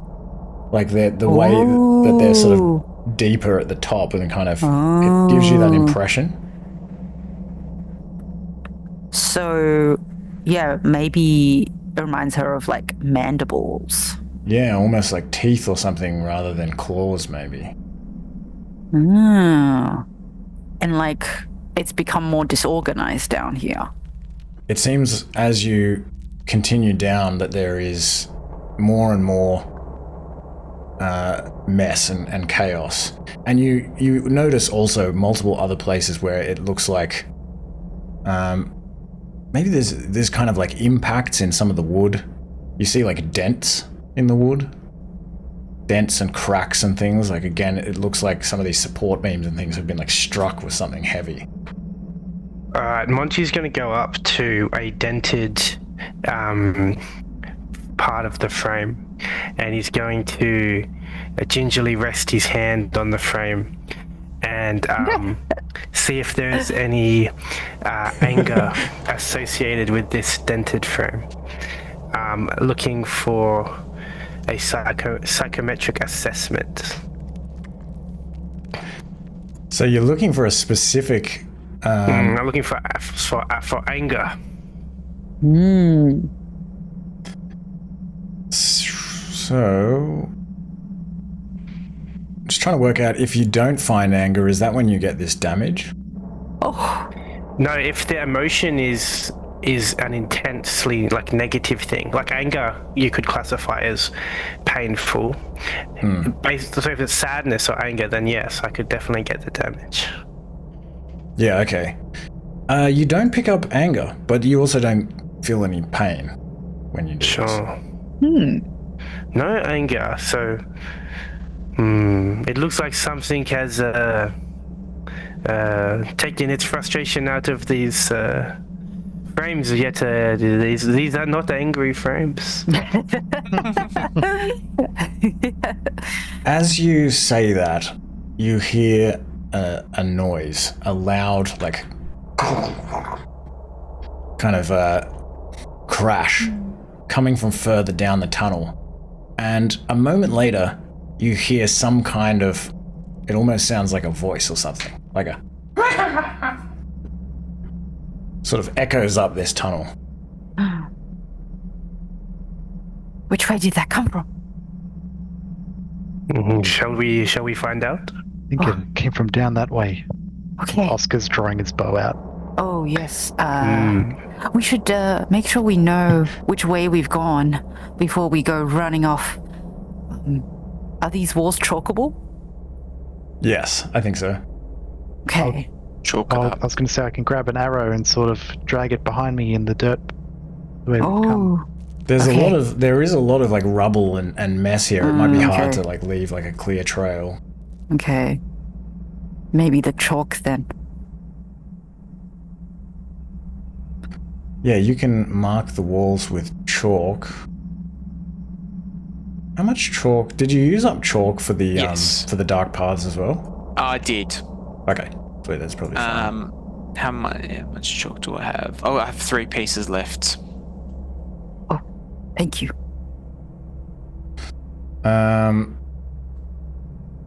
And so yeah, you can kind of leave some marks on the wall and begin heading a little bit further down. And as you walk, it becomes more and more difficult to walk. And actually, not only is there rubble and wood and rocks and stuff, but there's also like the floor becomes more moist, like almost kind of muddy, like mucky as you're walking down here.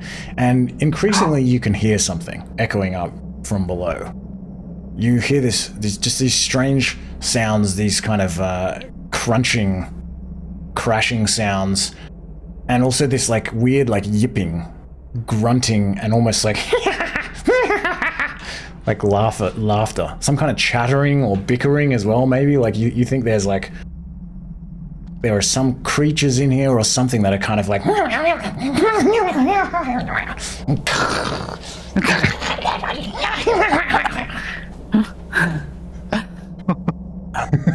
I think we should move stealthily as possible. Yeah. But in saying that as well, we do have torchlight, so... How about that moss? Quite some good moss. Is there bioluminescent moss in this part of the tunnel? I don't actually think... I was going to roll for it, but I don't think so, because you're far enough down that there's none of this concrete wall. Okay. So yeah, unfortunately not. Okay. Do you keep the torch on? I think we need to be able to we get should. you, right? Yeah, we should. But stealthy. Okay, give me a stealth check if you're creeping anyway. Creeping.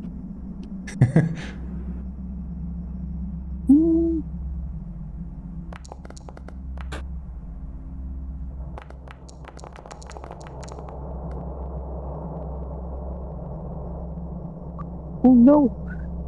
All right. And so I think that's probably good, because I'll take an average in this case, because we're not like actually sneaking to attack. I'm thinking is how I should do it. You managed to kind of walk through this difficult terrain without stepping on anything especially crunchy or kicking over anything that makes a lot of noise. But your torchlight does sort of flood into the tunnel ahead of you. And you follow this, but as you get closer, you can just hear like a lot of noise anyway. You think maybe like whatever it is that is ahead of you is not like paying attention. And you kind of reach the bottom of this descent, and the passage begins to level out. And you can shine your torch into what looks like a pretty large chamber. And you can see, as you peer in here, it looks like this chamber was under construction as well. Like there's like support beams everywhere and like piles of rubble and stuff like that. But you can see in your torchlight something moving around in here. But as you just as you see it and shine your torchlight in, this noise like stops and you hear one of these like...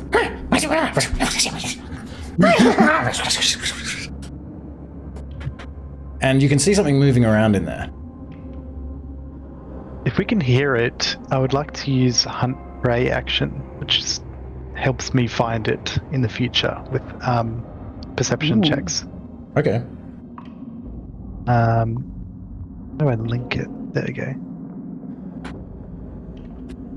Hunt pre-action. All right, you can do So that. I'll just get a +2 circumstance to perception checks to find them. And I just need to be able to see or hear it, or both. Yeah, I mean, you might even catch a glimpse of one of these things. You think there are definitely a couple of these things. And just as you're sort of focusing in, preparing to hunt some prey, something comes running out of the into the torchlight, like towards you.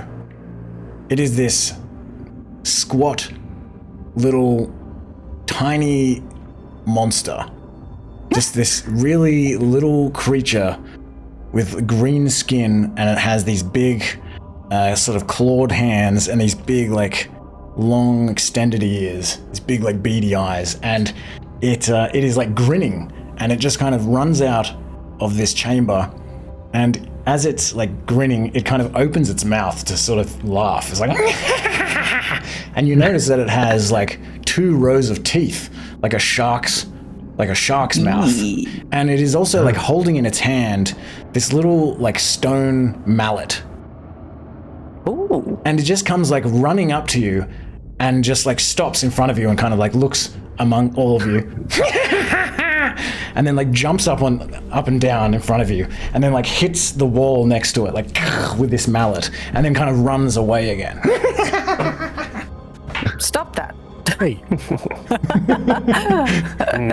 I was going to say, Monty I'd like to use quick coercion. I think it's for combat. Perfect. I'll say, freeze and drop the mallet. If you can understand. I don't know if you can understand. So, Bully others. Bully this you little have creature. to engage in a conversation. And like, there's a whole system in Pathfinder where like, I should kind of work out like the creatures. I don't even know. This is something that I have kind of left to learn later. But I'm supposed to, sort of work out like the creature's like attitude towards you, and then we kind of go back and forth, and you can like get it to like shift attitudes. But I think in this situation, like, so if you're trying to coerce it, you need just trying to get it to freeze. And does it need to be able to understand you? I'd assume so. Choice implicate. Yeah, because it says you have to engage with it in conversation. What do you say? Freeze and drop the mallet. So,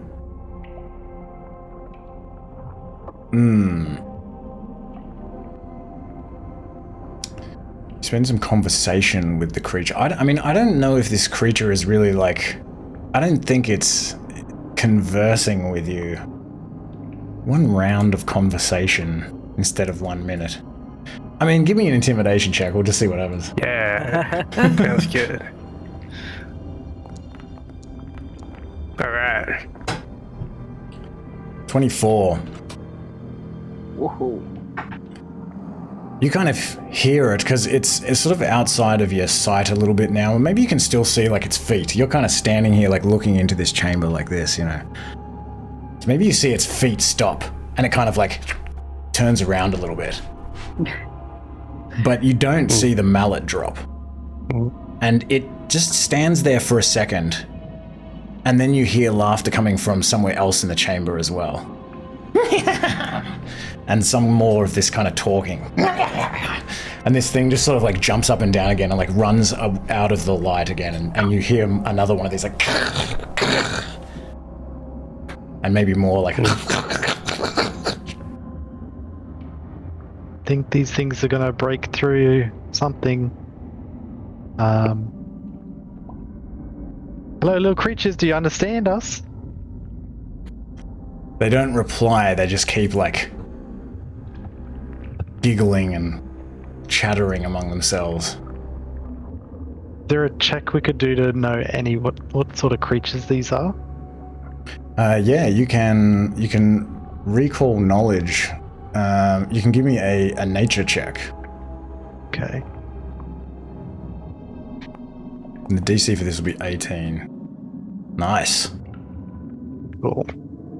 You think these are fey creatures, and you have heard stories of beings in this world. Like basically all fey creatures are kind of goblins, fairies. They're all kind of the same thing, but they vary in their attitudes and their intentions. And you think you've heard of fey creatures, goblins of some kind, or sometimes they're referred to as gremlins. That I mean, it's very difficult to understand the purpose of fey creatures, like what their actual aim is. But gremlins are associated often with like chaos and trickery. They're feared and considered to just be, like a nuisance and dangerous. Like a pest. Pest. And these things, I would think, are those gremlins. You think so? You think these might be gremlins? I'll relay what he thinks to the group. I think these just have come to cause chaos, and I think they need to be stopped before, they cause more damage. Because there is no reasoning with such things. Oh, that one's breaking some more now.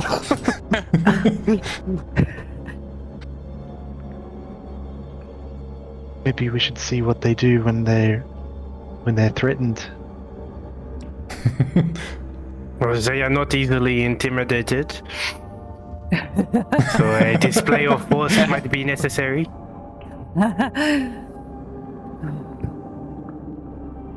If we must, we must. Monty will step forward with the spear raised, try and catch their attention, see if they're if that gets their attention. Kind of like a display of aggression. If you step forward and raise your spear, you will kind of step down into this cave, and you can see these creatures more easily.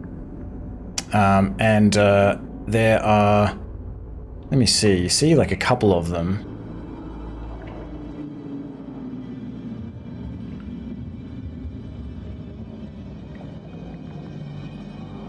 So who's holding the torch again? Me. Okay. So this is what you can see. So I guess you can probably see one of these things over here in the torchlight. And maybe there's like another one over here. Hold on. Actually, a little horrifying thing. Scalia, imagine having one of these as a pet. Oh, you gotta be careful. They don't look like they'll be friendly pets. They might eat your herb garden. Oh. And I didn't ask for a marching order, but you can do that now if you wish. I'm okay with where I am. I would be at the front with Monty. Okay. Great to me. So maybe if you kind of take one step forward and you raise your spear, both of these little gremlins will like stop what they're doing, and they both kind of like look over at you like grinning like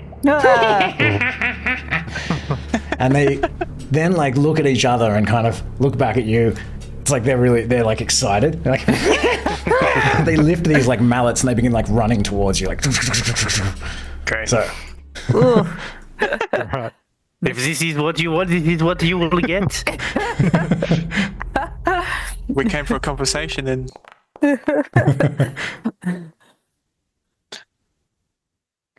Okay.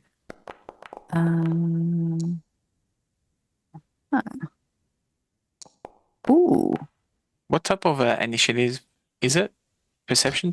Just yeah, I think probably perception at Just- this yeah. point. Why did I got a -1? Oh, Did you you rolled use athletics perception? initiative. I did? Oh, okay. I used the combat tracker one. Should I not use it? Maybe if you do that, it'll just like automatically use whichever one you have selected. Oh, yeah. That's right. Oh Okay, yeah, it used perception. athletics again. Perception. Okay. Can I roll? Monty's just a big roadblock at the moment, last in the initiative order. Well, you can take one if you want. You can take one step forward, Monty. Yeah, great.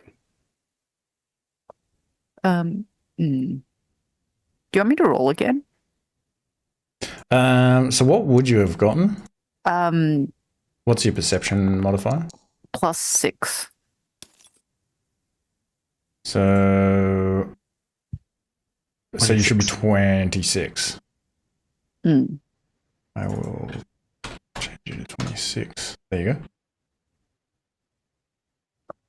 Thank you. All right, but let's take a 5-minute break before we start. All right, sounds good. Cool.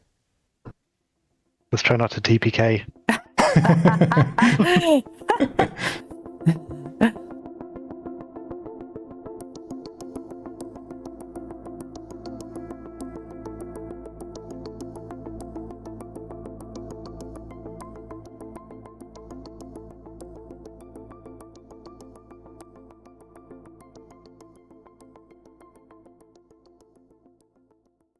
So I'll add Oscar to the knowledge that you were able to recall before, that you also think that you've heard that these things, if they are kind of gremlins that live underground and like sort of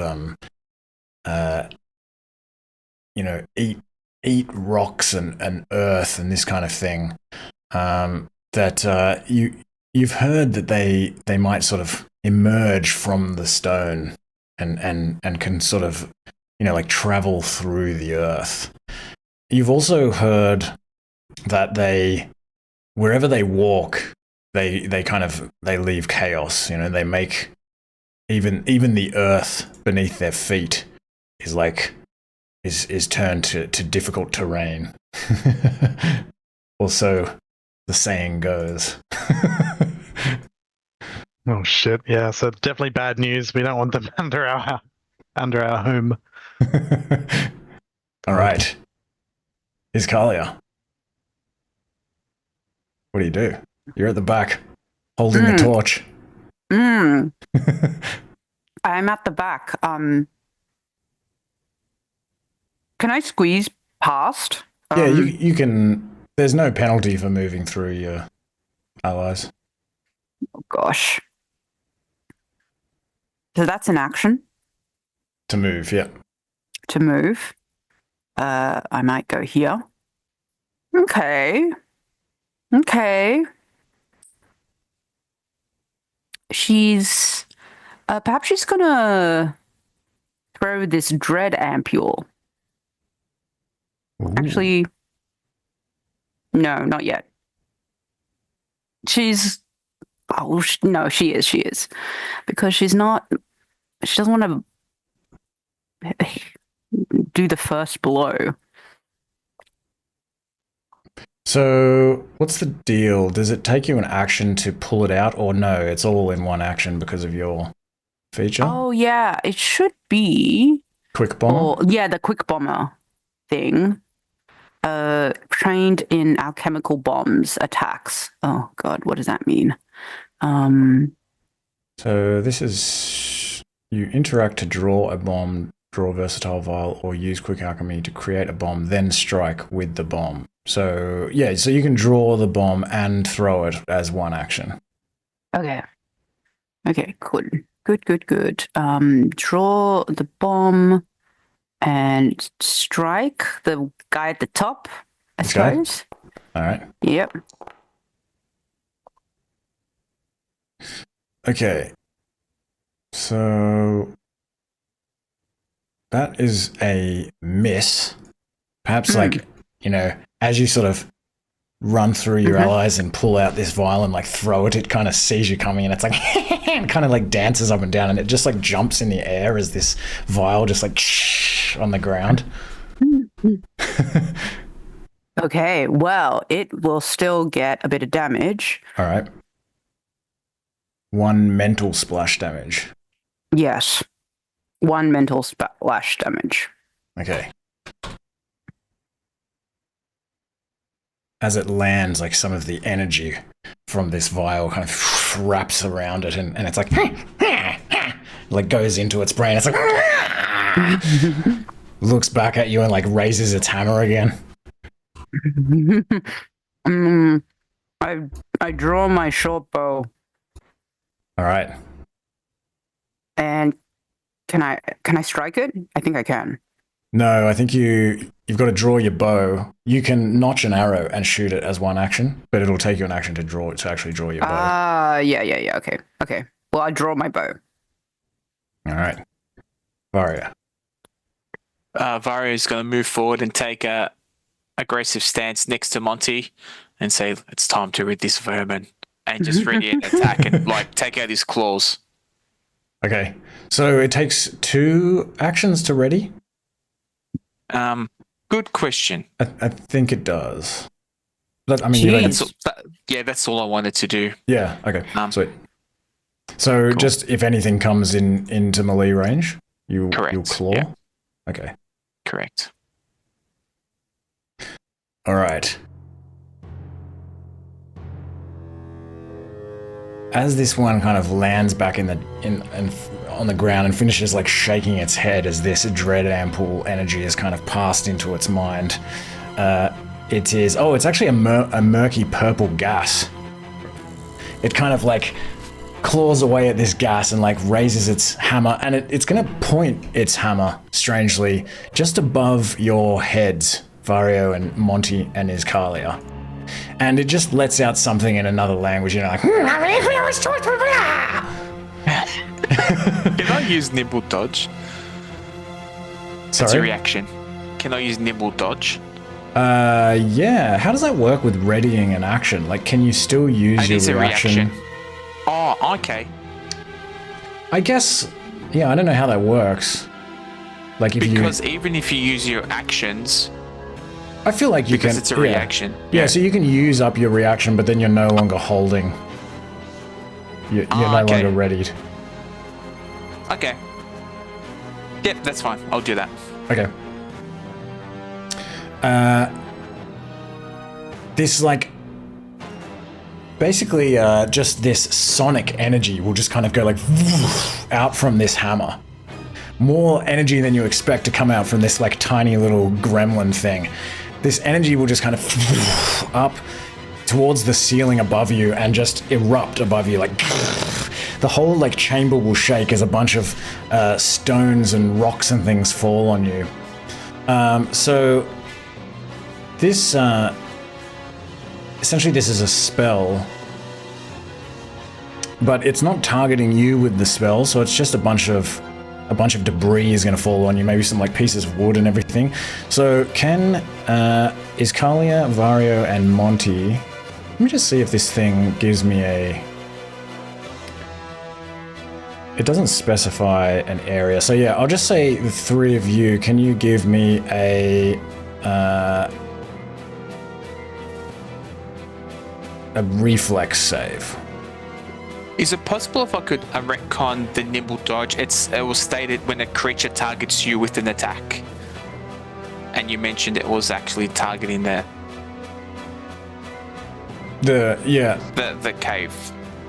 As in, so you don't want to use the nimble dodge? Yeah, because the trigger is when a creature targets you.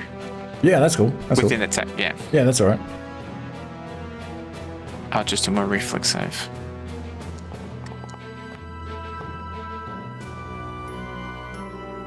Okay, anyone under 15 is just going to take 1d6 bludgeoning damage from this rubble. Ooh, 6 bludgeoning. No problem. And then this strange little creature is going to... It just stomps around. It just goes like... And as it does this, the ground around it sort of begins it just sort of shakes and gets like disrupted. This sort of energy passes out from its like stomping feet, and the ground around it becomes like muddy and kind of rocky and uneven. And I'm just trying to think if I can work out a way to... I'll just mark this with I'll just draw basically in this area.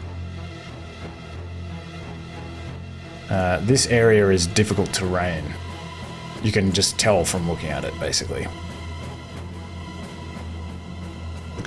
At that moment, can you see? How far can you see? Yeah, you see another creature come running out of the shadows. You just hear its little feet pitter-patting on the ground of this cavern as it runs out from the shadows over here.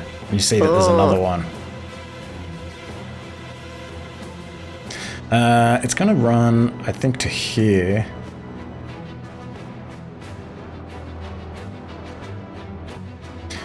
And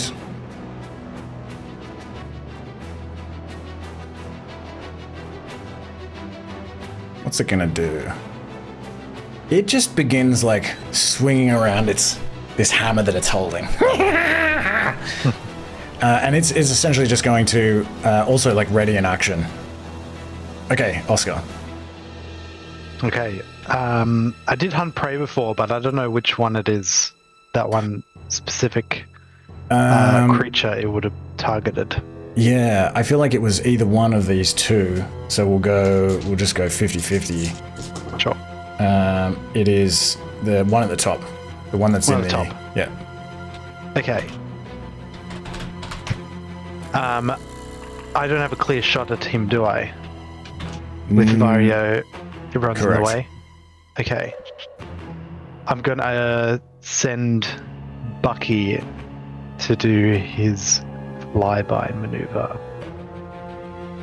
which is a commanded animal, and he gets the flyby attack. Doesn't seem to be a ready action. Anyway. A ready action? Oh, sorry, just because I was readying an action for this creature before. Okay. Don't worry about that. So he's gonna fly over here, make the attack. Okay. And then land, I guess. And he makes. Does it say it's gonna be a talent strike? Okay. Can you move, Bucky? Or can you see, Bucky? Oh, yep. I can. Sorry. Yep. Let's fly him over there. And how? I guess he has to get pretty much on the ground to attack this thing. Yeah. He can probably. And you said he's going to continue using an action to stay flying. Yeah. That's how I remember. So he'll have to land at the end. He can attack while he's in the air and then maybe land straight after. I think because like during this turn, because you're using the fly action to move, I think that's sufficient for him to stay aloft for this turn. I would say. I think that's probably how it works. So I don't think you need to use another action, but just in the next one if you want to keep him afloat. Okay. Neither aloft nor afloat is really what I want. But so, do you imagine him being about like 5 feet up? I guess you can kind of like peck at this thing. Yeah. But 11 is going to miss though. It just jumps out of the way again. Almost like as it jumps, it kind of shifts a little bit, like it's almost like it jumps quite quickly, almost sort of teleports out of the way.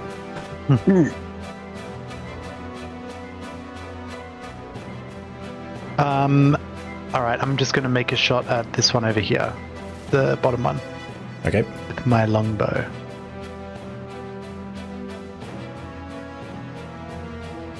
Wow, I didn't misclick that one, sorry. Longbow.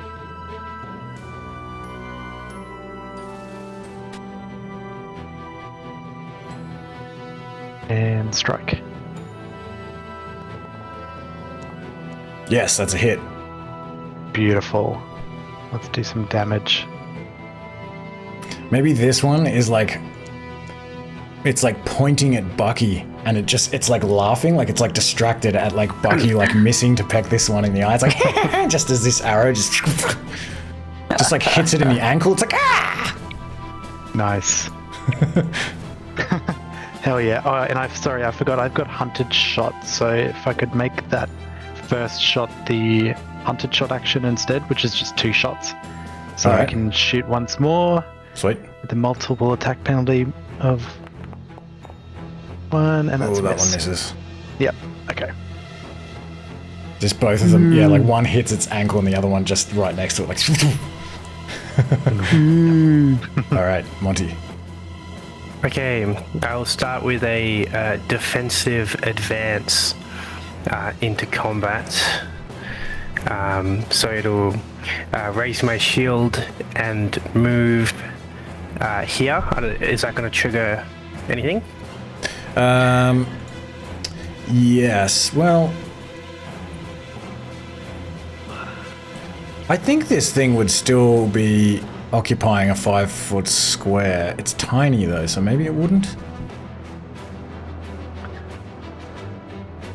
I don't know the rule for. I don't even know the rule for this in D&D. I'm gonna say no in this case.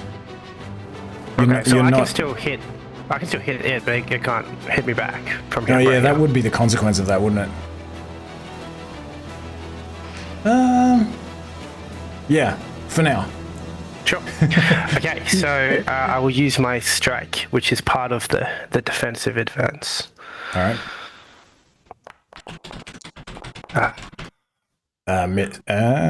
Yeah, that's a miss. I think it kind of like it's gonna whack your spear out of the way with its hammer.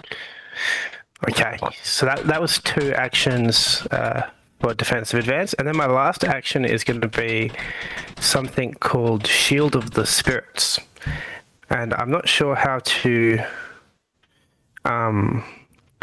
use it as an action. I can't even get it into there's no little message icon. Okay. It just says it's a spell item. Where is it? Is it in your actions? Or... If you go to devotion spells, it's a class feature. And I can use Shield of the Spirits as my as my devotion spell, but I don't know how to activate it. Where are your devotion spells? In class features, under feats. I guess because this is just a feature, so it should have an action, maybe? Wait, sorry, what was it called? Shield of the Spirit. Or Shields of the Spirit. How am I not seeing it? Class features. So class features, devotion spells, and then... oh, it's like in devotion spells. Yeah. Okay. Choose either Shields of the Spirit or Lay on Hands. And I've chosen Shields of the Spirit. So does that mean, do you have both of these spells? I don't think so. I think it's one or the other permanently. Okay. Was my understanding. Let me see if I can put Shields of the Spirit. Yeah, if you pop that into actions. No, it doesn't look like I can. Hold on, I might have. Let me see.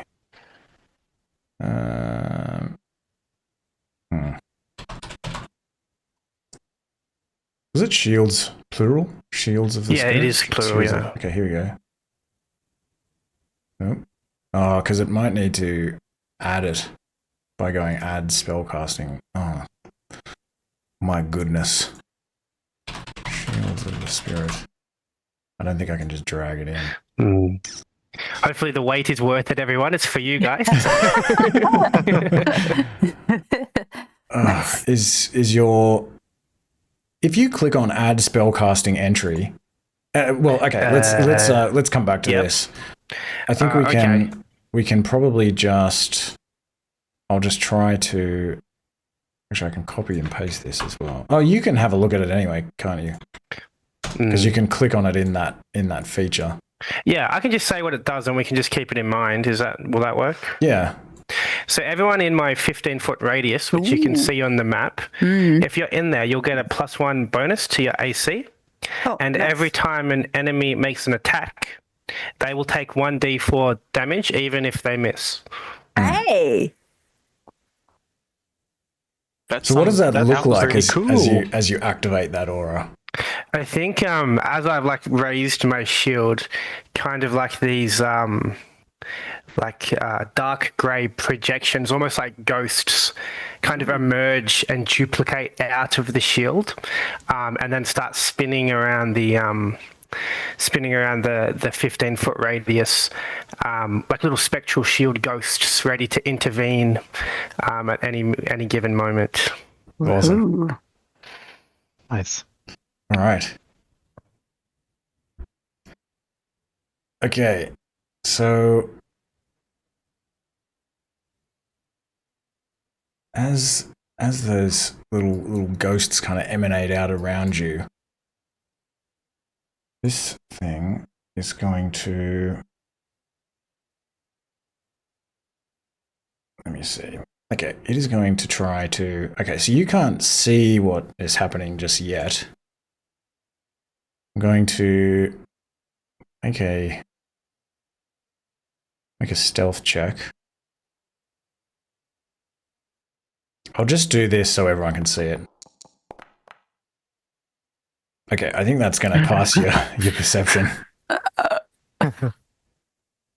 Okay, so as you're doing that, you're sort of concentrating on generating this energy, this shield. And as you're doing that, you hear too late the sound of like kind of air whistling past some heavy object as something comes at you from behind. So because you can't see this, you're gonna have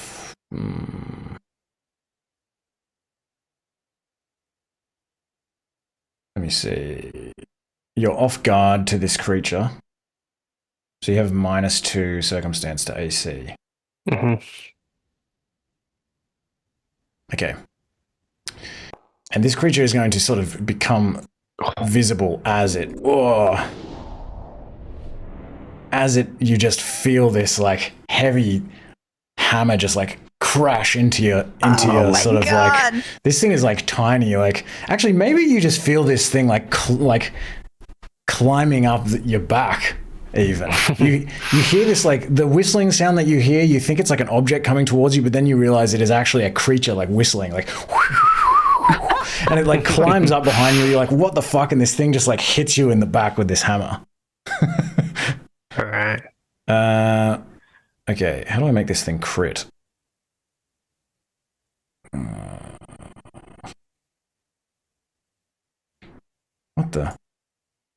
What am I missing? Oh, I'm missing the big critical button. Okay, it does 16 bludgeoning damage. Okay. Okay, all good. That's all right. It is then, as it's like on your back, it like hits you and then it goes like, tries to, everyone else can like see this thing like bite into you with this big these big 2 rows of teeth.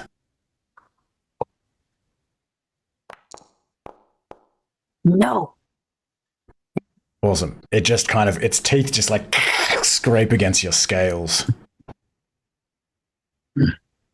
But your shield, is it only when it attacks an ally of yours, or does it include you? My spirit shield? So my actual... Yeah, it's not me. Yeah, not only you, allies. only everyone else. Okay. All right. This one over here, I think, is not going to target you, seeing as you look kind of sufficiently surrounded. So it's going to come running over here, laughing and giggling as it runs straight for you, Vario. So you're still holding your action, so feel free to... Correct. Oh, thanks. Sorry, I changed my screen and...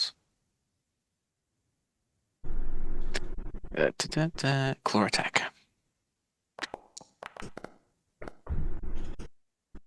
15 hits. And damage. Now. Nice. Oh, yep, no, it's all good. I forgot something last combat, and I'm like, I'm not going to forget this combat, but I can't use it. What is it? It's my sneak attack. Oh, you can't. Does it have to be on your turn? Off guard. Yeah. No. Oh, it has to be off guard. Yeah, okay. as the conditions aren't there yet. Okay. However, this does activate Monty's shield, does it not? Yeah, so if this guy's attacking Vario, he'll take 1d4. All right, give me a d4. Awesome. And this just like wipes the big toothy grin off this little gremlin's face as it just comes running at you like, ha! You just like basically like whack it in the face, like just, maybe like a tooth comes out, even like, and it just gets this like jolt of these like kind of, well, these like spirit things kind of reaching out and like kind of flying into it.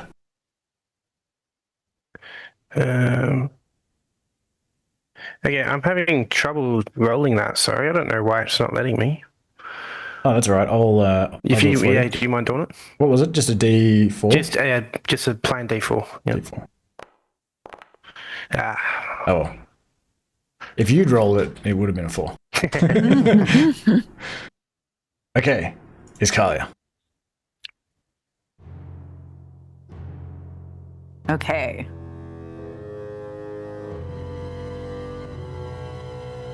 Oh, wait a Is minute. Carl- Wait, sorry. I just realized I didn't even use this creature's turn. My bad. It is still going to do things. It ran over here. It's still going to... this tooth has come out. It gets, like, shocked from behind by these, like, spirits. And it's just going to be like... and I think... Let me see. I think it just kind of panics and just kind of, like... tries to bite at your leg. Vario.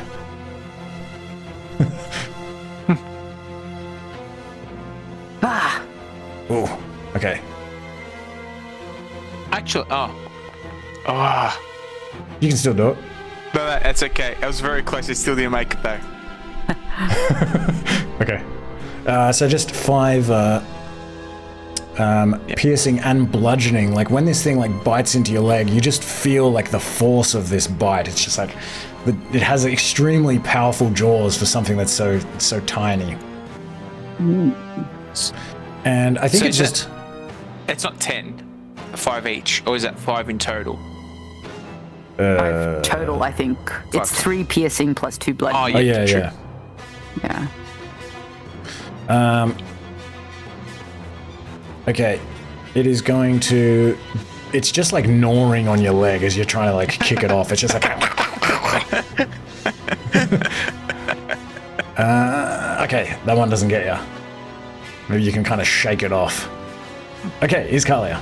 Sorry about that. Okay. No. Just gonna...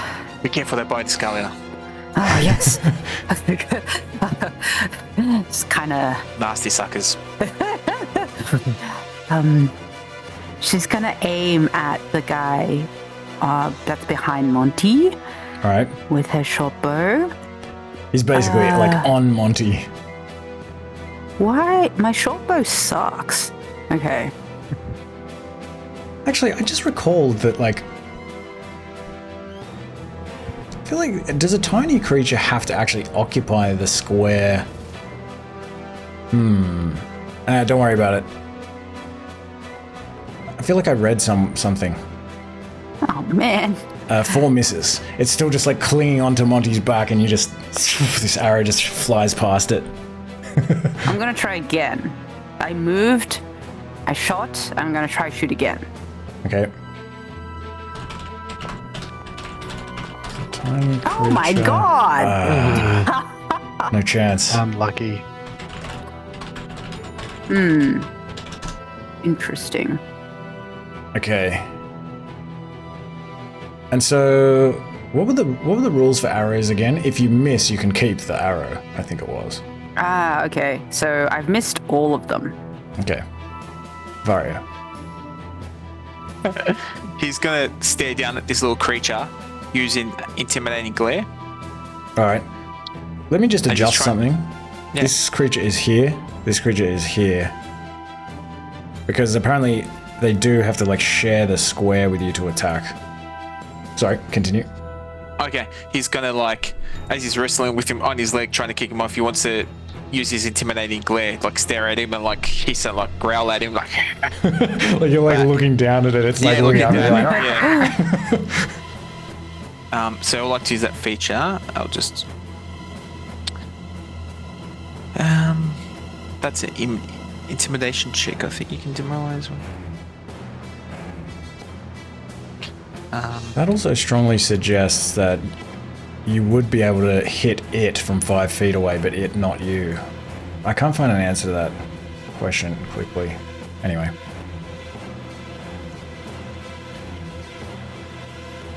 Okay, what do you have to beat again? It's will DC. Its will DC is 13. Alright, so it becomes frightened. It's just like... And as he's like staring at him, he just wants to bite down, like bite back at him with his fangs. Okay. And so frightened will... Oh yeah, it drops its AC. Okay, cool. Oh. 11 still misses. Yep. And then he's going to bite again. Yeah, so maybe you've kind of kicked it off and it's just like a gremlin in a spotlight and you're just like just leaning down to just try to chomp at it. Yeah. That's chomping at each other. A battle of teeth. It just jumps to the side as you like... Okay, and how long does that fear last for? Good question. It just says the target becomes frightened. Oh, hold on. Demoralized. 10 minutes. 10 Oh, minutes? no, so, yeah. Oh, no, that's immune. So that's if At the I... end of each of your turns, the value of your frightened condition decreases by 1. Ah, sweet. Alright. Thank you. Sorry, Okay. Yeah, I was just... Yeah. This creature now is going to jump over here and leap up and try to strike at Bucky with its hammer. No. That'll And it's hit. going to hit. It'll take a d4 from the shields. Oh, yeah. Okay, so seven bludgeoning. And can you roll the d4? Or are you No, frozen? I or something? don't think it lets me out of turn. I'll do it. Even like down... Yeah, I'm trying to. I click roll, but nothing happens. Huh. Maybe try refreshing. Can anyone else whose turn it is not roll? You just Roll let a me do d4. mine. I just typed / roll d4. Okay, I shall refresh. Okay. Both, we'll definitely go with a 4.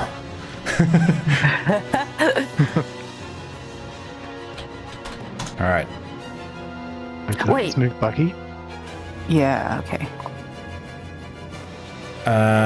Okay. Nice. Okay, so action to move, action to like... And I think he or it is going to... Is it going to do anything else? Anything else interesting?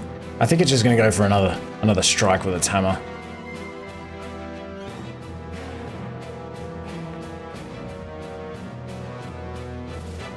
They'll hit. It's kind of interesting though, because it's like if this thing has to share like a 5-foot space and Bucky is like 5 feet up and this thing is like jumping in order to kind of, because how tall is like tiny, you know what I mean? I don't know exactly how I would do this, but I'm going to give it an athletics check because I think it might actually... Okay, I'm going to say in this case that it's going to miss. It's going to like jump up and try, even though it hit, it actually just catches feather and it's going to like tumble forward a little bit and actually like fall on its face. I'm going to make it prone as well. It's just like... Okay. I assume it takes another d4 because it attacks again. Yeah, it tried to attack. Sweet. Okay. Yeah. Yeah, nice. All right. Death of 1,000 paper cups. 1,000 spirits. Okay.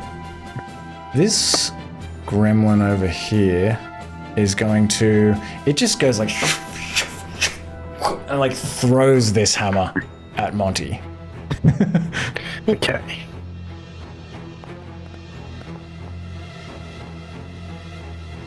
Okay.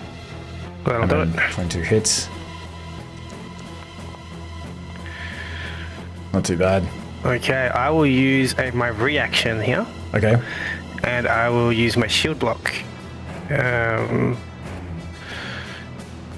on. So you absorb 3 damage. And does it do... When does it damage the shield? Oh, only if it's like above...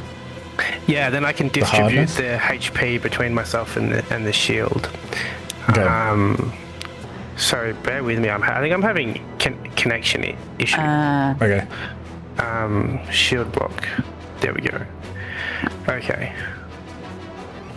So it's take an amount of damage up to the shield's hardness, which is 3. So I'll just block the 3 with my reaction. Nice. And then it's also going to take a 1d4. Oh, no, because that attacked me. So it's not. Okay. But it will now, like, sort of jump forward.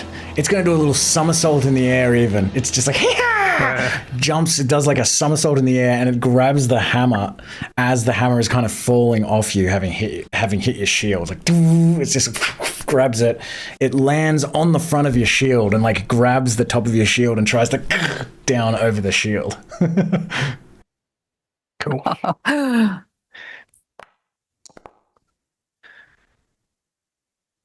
14. How do you stop that from happening? Well, they're quite short, aren't they? So I'll just lift the shield a bit higher. Can't reach up to the top. So it's just still on top of your shield going like it can't reach you. Can't reach me, yeah. Awesome. Okay, Oscar. Man, these things are cool as heck. All right, I'm going to command animal Bucky. He's going to attack twice. I guess he's going to fall to the floor. Is he going to use an action to fly down, or how's that work? Can I attack him from? Yeah, so I think just at some point you have to use an action to stay elevated. I can't think of. I'm not thinking of the right term. So you can like attack, I believe, and then use an action to stay flying. Yeah. Okay. What if he just goes in for? He's just going in for the kill. Okay. So maybe if he just like lands on the back of him and just starts pecking his skull. Okay. Well, why? Because what's the deal? How many? You only have 2 actions. Is that he can do 2 actions, so he can either attack once and move, or attack twice. But he's flying, so he would fall to floor, I guess. If he doesn't use an action to fly. I think he needs to fly down to this creature as well because it's prone. Okay. All right, we'll do a move and a jaw. Okay. Attack. Hey. Which 21 hits. 21 definitely hits. Okay. He's gonna do that plus an additional 1d6 for the precision damage. All right. D6. How does Bucky kill this gremlin? Oh, I think he just darts down and jaw just goes straight into the back of the head, because he said he landed face first in the dirt. Yeah. Yeah. That's surgical. Nice. Nice. And as this thing kind of shaking around as this bird just kind of mauls the back of its head, it's kind of like stops, like and like collapses, and you watch as its body like fades away, and it almost, probably as it's fading away, it almost like fades downwards, like into the ground, disappears. But it leaves this little hammer lying next to it, this little wooden hammer. Hey, that's cool. All right. I still got 2 more actions.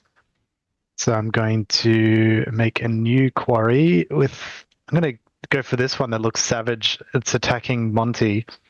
It crit him from behind, so I'm going to hunt prey, action that, and then a hunted shot action.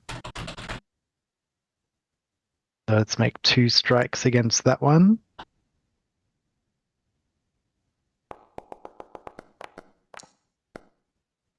That will hit. Nice. All right, let's roll a damage. That and another d6 precision. Okay. 5 piercing. 5.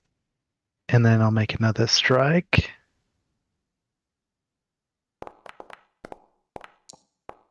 No good. Yeah, that one misses.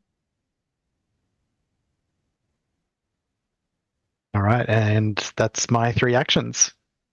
Was it this one that had like the arrow sticking out of its ankle? I think it was this one. Yeah, so it's now got like an arrow in its ankle and an arrow in its shoulder sticking out of it while it's trying to like kind of clamber on Monty's back. Monty. Okay. I will use my first action to spear this guy on the bottom left of this tile. Okay. So how are you doing that? It's on your back. Are you sort of like... Oh, it's almost like a back scratch. Nice. Hey, good back scratching. All right.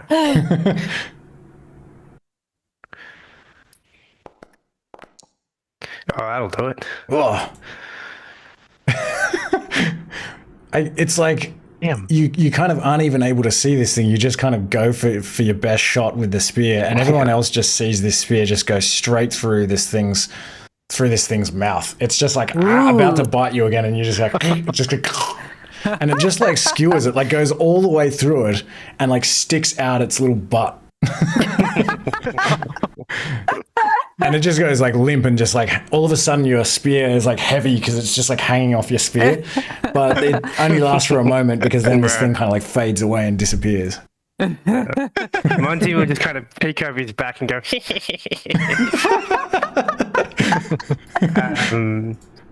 and then second action will be to re-raise my shield, and then my third action will be to to produce some more ghost shields with shields of the spirit. So renew that for another turn. All right. Yeah, it seems to be working pretty well. Okay, this one having been shaken off Vario's leg, and you're both kind of like gnashing teeth. It is, but it is like looking kind of like wild-eyed, like it's not laughing anymore. It is going to back away from you, and it sort of looks around, and then it just runs over in this direction. And as it runs, it begins like fading away, and it just appears to sort of run like straight into the stone and into the rock, like just disappears. No. Is Kalia. She's like ready to like grab him.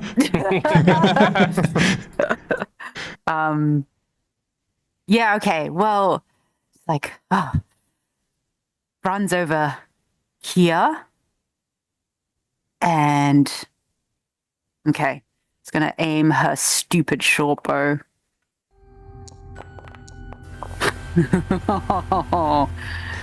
12 misses. Okay, and she's gonna try it again. 6 misses. Yeah, okay. Damn. Wait, hold on. Oh, from the multiple attack penalty. Okay. All right, Vario. Okay, Vario's going to move forward and say, Monty, don't move, you got another one on your back. And he's going to claw at it. Well, that one's actually the one on his shield. Shield. So we face to face with Monty and claw at that one. It kind of like looks back at you like, as you like run around. Is that off guard as well? Yeah, I think so, because it's like between the two of you. Makes sense. Cool. Woohoo! There you go. Didn't need the off guard. Beautiful. Now the other thing is, I read about this sneak attack, because when you hit, it also crits as well, because it's automatically adds to your hit. You don't need to roll for sneak attack in Pathfinder. I'll post it. Yeah, so it's just. So I'll do the crit and then. Yeah, well, I mean, yeah, if you read about it. So. Oh, sorry. What is it? You deal an extra 1d6. But why won't it let me roll? Yeah, because it just says you deal an extra 1d6 precision damage. So yeah, I feel like that does mean that it would be doubled as well. Oh wow. That 3 ones. Okay, but still 12 damage. Anyway. How are you hitting it again? With your claws? Yeah. You just like rake it across the back and just, I mean, I think like all of this like kind of black goo, like blood, just maybe like black but sort of greenish, like sparkly kind of blood sort of goes like spraying over the ground over here, and it just like it's like chrome colored blood. Looks like oil or something. You have another action. Yeah, last action. And he'll attack again, multiple attack. All right. With a claw, so combo. Two claw combo. 2 for 1. Whoa, okay. You miss that one. I think at that point it sort of slides off the shield, like it just lets go and like drops to the ground. Like, okay. It, too, having landed on the ground, looks between the two of you and it just runs. It runs over here and it also like fades away and like disappears through the stone. And we're out of combat.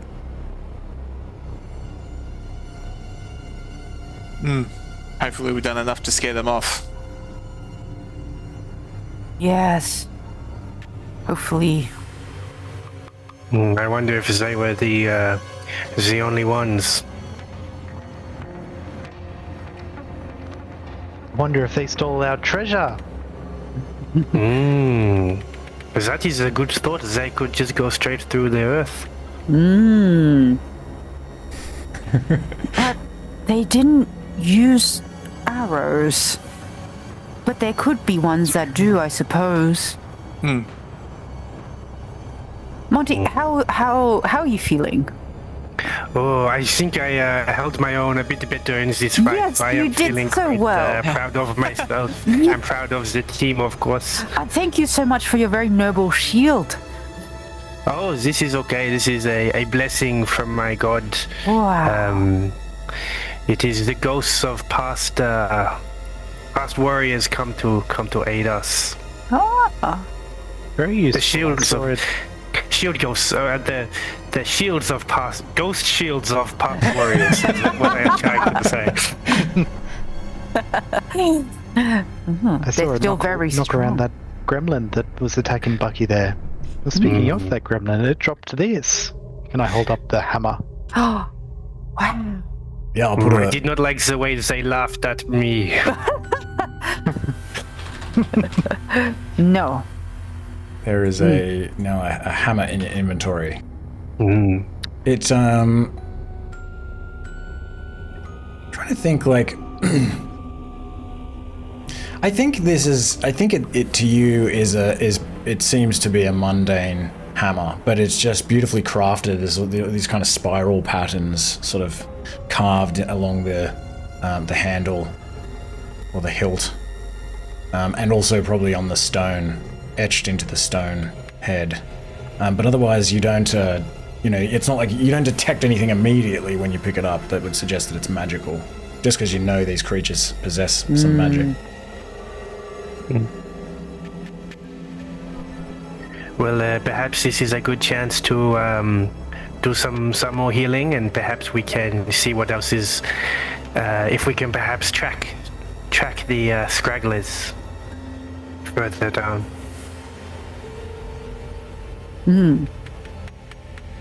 Is going to go and pick up his 2 arrows that he shamefully missed. I missed all my arrows. And now I have no arrows in my ammo. Can you add an arrow for me? Okay.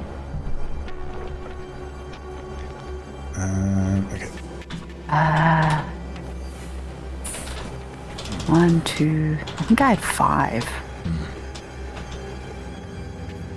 I can't remember if I was making it. If I was writing. Oh wait, I can add it myself. Sorry. Oh no.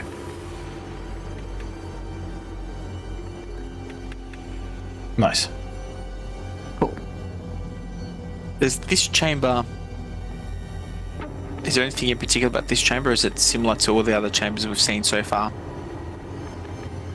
You search around this chamber, and you notice that in the back part of the chamber, it looks like these gremlins have dug this hollow into the back wall, past the support beams.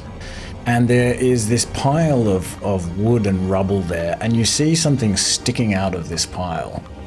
Looks like a piece of fabric or something like that. Huh. It. You can What do you have walk- there, Oscar? Yeah, you walk over and you can sort of tug at this bit of fabric, and it looks like it's you know, it's kind of covered in a bunch of this stuff, and you can kind of pull it a little bit, and some of this rubble parts gives way, and you pull it up, and it looks like you're holding like a sack of some kind. What's in the sack? It's a bag. What's in here? I'll sort of see if I can open it up and see what's in there. Inside the sack, you find a whole bunch of crap. But there are some coins in there as well. Each of you gets 1 silver piece and 3 copper pieces. Hey. 1 silver piece.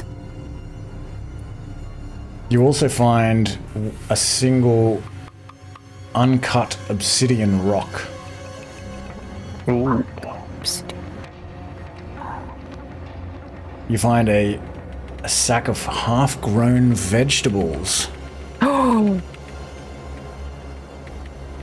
And I'm sure that, well, especially like Oscar, you spend some time in the valley. So you would have definitely like visited the farms. Probably everyone has at some point. And you think these vegetables are from the Asharan farms. Oh. Those little shits. You also find there's a whole bunch of like small pieces of antler bone, and you find a bone hair comb. Do you think these might belong to some of our townsfolk? Do they have any hair? These gremlins? Yeah. No.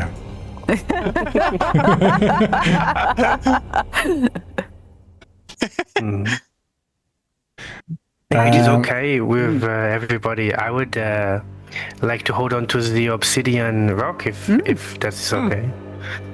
Yeah, go for it. And in I know addition that, to those, oh sorry, Go ahead.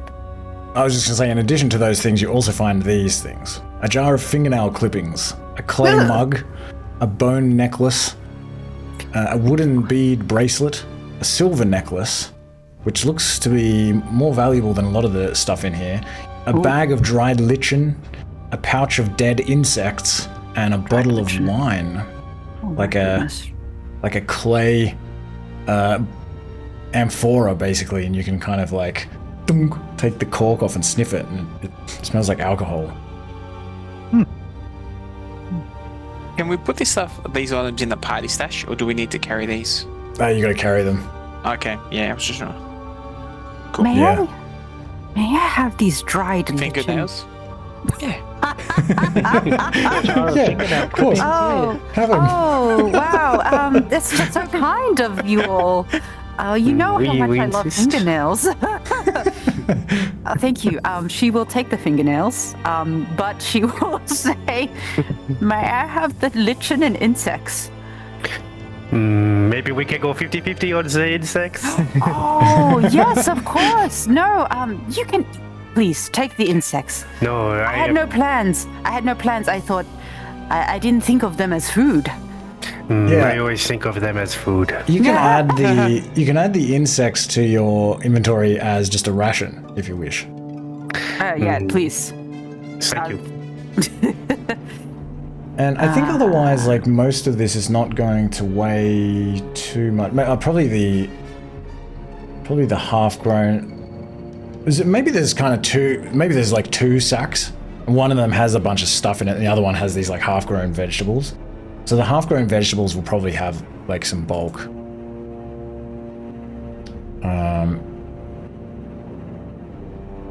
And otherwise, maybe the bottle of wine, but that's probably it. Are the vegetables like edible, or are they like just because they're not grown enough? They're not. No, they actually, they look young and sort of half grown, but they do look edible though. Just sort of unripe. So they're worth bringing because they'll be food eventually. Yeah. Who wants the wine? I'm happy to take the wine back and maybe have a chat to Parche. So maybe, I'll put that in there. Yeah, if you add the wine, just give it like a, I guess just light bulk. What's a waterskin? Waterskins are light. Yeah. Oh. No, hold on. Waterskin says it's just like negligible. The waterskin alone? But the wine would weigh more than negligible. Yeah, give the wine like a 1. And then the only other thing would be the, I don't know, the silver necklace looks kind of like valuable.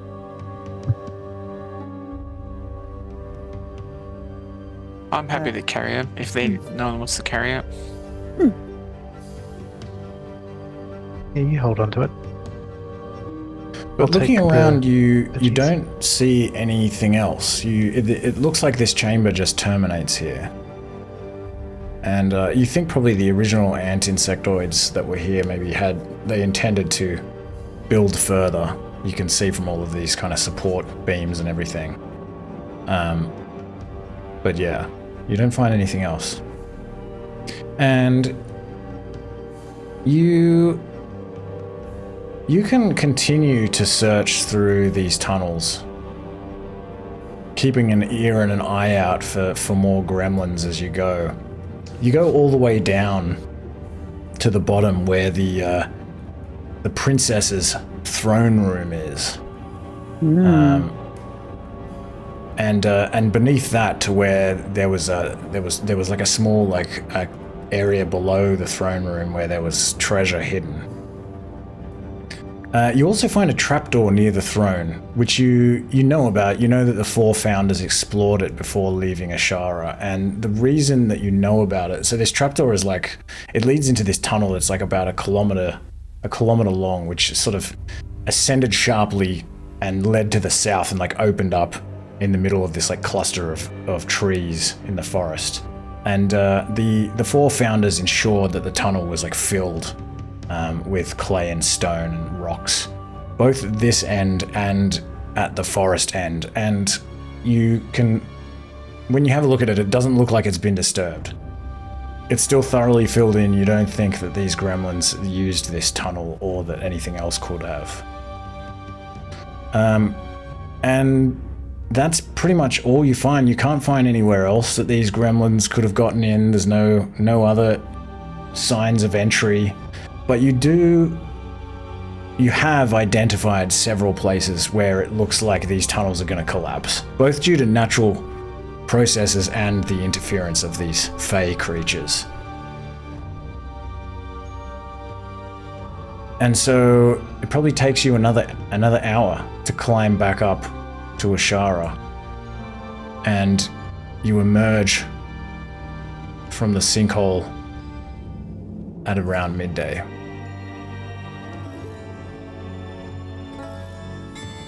To see Ankti looking down at you as you climb out of the darkness. Huh, you made it. I kept an ear out for screaming, shouting, but I didn't hear anything. Thank you, Ankti. That's, we came upon some trouble, but, Vario and Monty and Oscar crushed them. What sort of trouble? These little gibbering green creatures. What were they again? The gremlins. I think Oscar. Yeah, you knew. Yeah, they were little gremlins. They seemed to just... A couple of them ran away and just sort of melded into the stone. Crazy little buggers. They were just running around as if they didn't care what they were doing, just waving these hammers around. I pulled the hammer out that one I was holding, and they were just, off. We think we've scared them off for now, but who knows? They might be back. Ankti Couple of- gasps when you tell her this. She's like, Gremlins, I've heard my grandmother used to tell me about gremlins. Nasty, mischievous folk. I hope Maybe there's we not should any just more keep it. around. Maybe we should just keep it to us. We don't want to spook the other villagers. You don't think the council should know? I will tell the council. Okay. Well, I won't tell anyone then. But maybe, people shouldn't go into the sinkhole. No one's been going in, right? No one else. We won't let anyone else in. Okay. We were told not to. Okay. Yes, they were not willing to communicate with us, or maybe they could not. So, but I do not think they wanted to. Well, you know, Yes. you never know what the Fae want. They can't be trusted. Hmm. They come from a different world. Interesting. They have some weird hobbies, that's for sure. Who ended up with that jar of fingernail clippings? Lucky me. I wonder whose those were. I might examine them later. Ankti says, You know, it's funny that you say gremlins because, you know, I had this beautiful bone hair comb. Well, it's more of a fur comb. And it went missing a few days ago. And I swear I knew exactly where it was. Oh. And then it just disappeared. And you know what, the funny thing is, at the time, I thought to myself, I remembered my grandmother's stories. But I thought, you know, I mean, it's just old folk stories. But I don't know, maybe, who knows, maybe they stole my comb. It's a funny story. We actually found one down there if you want, just to replace the one that you lost. if you hand the comb to her, her eyes grow enormous. She's like, This is my comb! I knew it! It really was gremlins! Oh, this is kind of not good news. If Ashara is infested by gremlins... Oh, look, I definitely won't tell anyone, but yeah, you really need to tell Carly and the others. Unless you have your comb back. Thank you. And it may not be an infestation. We got a few of them, so there might not be many left. And we checked the rest of the tunnels too, and we didn't see anything. So it's all stable down there now? Sure. Well, It is more stable than what it was. There's less hammers and less hands using hammers. and you can all have 15 experience points. oh yeah.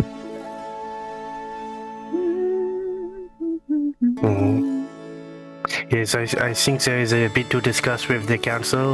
We have a bit to tell them, and hopefully they can tell us more about their convoy. Yes. Yeah, that sounds like a good idea.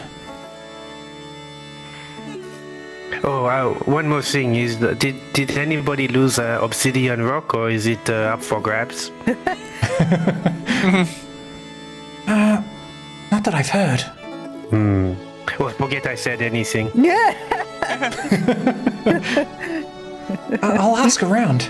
It is not necessary. Oh, and while you're doing that, you could also ask if someone lost any of these other items. Just if people have lost something recently, maybe they should just check with us.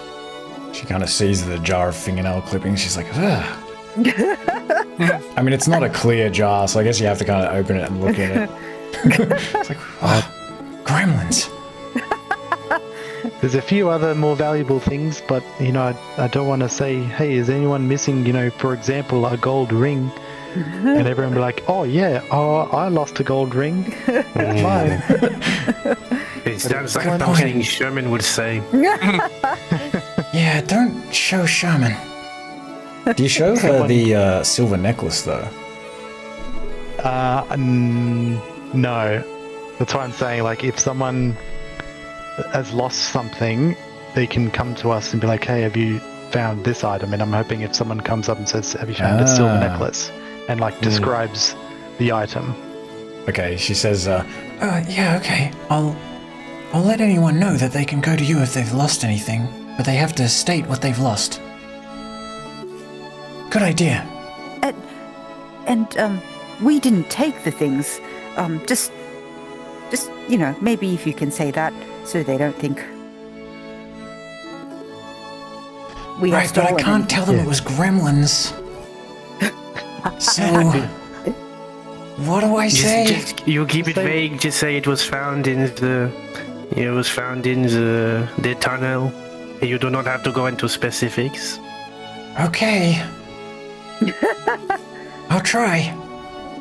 I feel like people are going to be curious, though. But okay. If they are curious, get Vario to teach you one of his stairs, and they will no longer be curious. she says, But hopefully, hopefully our fellow Asharans should be pretty trustworthy. I don't know if you've heard, but the council have decided on 4 laws for the Asharans. After, well, my understanding is after some of Sherman's behavior. But yeah, I think I've tried to remember what they are. They are: you must not harm another Asharan. You must not steal from another Asharan. You must not blackmail another Asharan, and you must not lie to the Council of Ashara. Sounds like Sherman. Yeah. Yeah, I mean, I think sounds reasonable. I think most of us are. I mean, we're all in this together. It's a shame that we have need of such laws. There's a few rotten apples among us. Well, I don't want to just write off Sherman as a rotten apple, but he's certainly headed in that direction.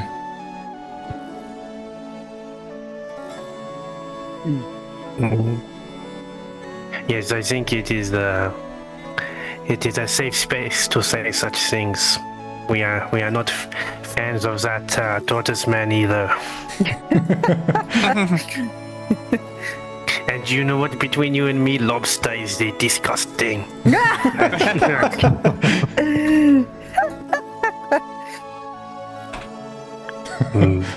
Monty will also grab his ladder, kind of pull it back.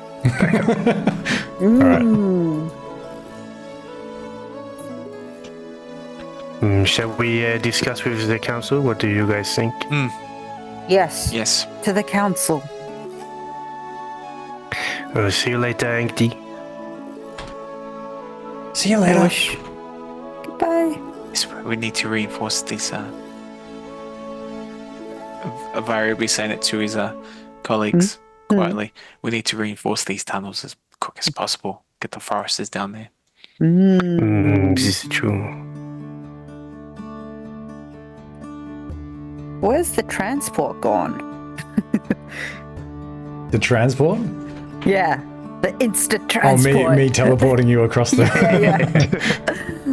We're getting our steps up today.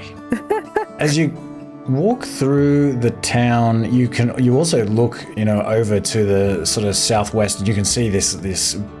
You can hear a lot of like talking, coming from the Suskin area, as all of these like Suskin hoplites are sort of chatting amongst themselves. And you come up here, and you can see that there is a sort of informal meeting going on between these council members, while Bron's not really part of the council, so he is like over here, and he's kind of like training these animal folk. They're each sort of fighting each other with like sticks. and the council is just kind of huddled over to the side here.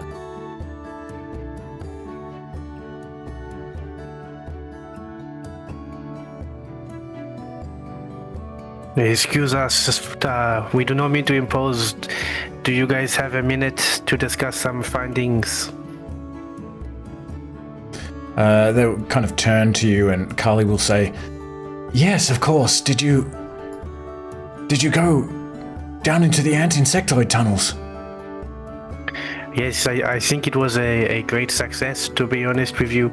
Have you heard of this thing called a gremlin? A gremlin? Small, green, lots of teeth. They like to chuckle a bit. Yes, I have heard of them. Did you find gremlins in the tunnels? Unfortunately so. And they have caused quite a bit of structural damage down there. And I know our supplies are spread thin as it is, but repairs are necessary.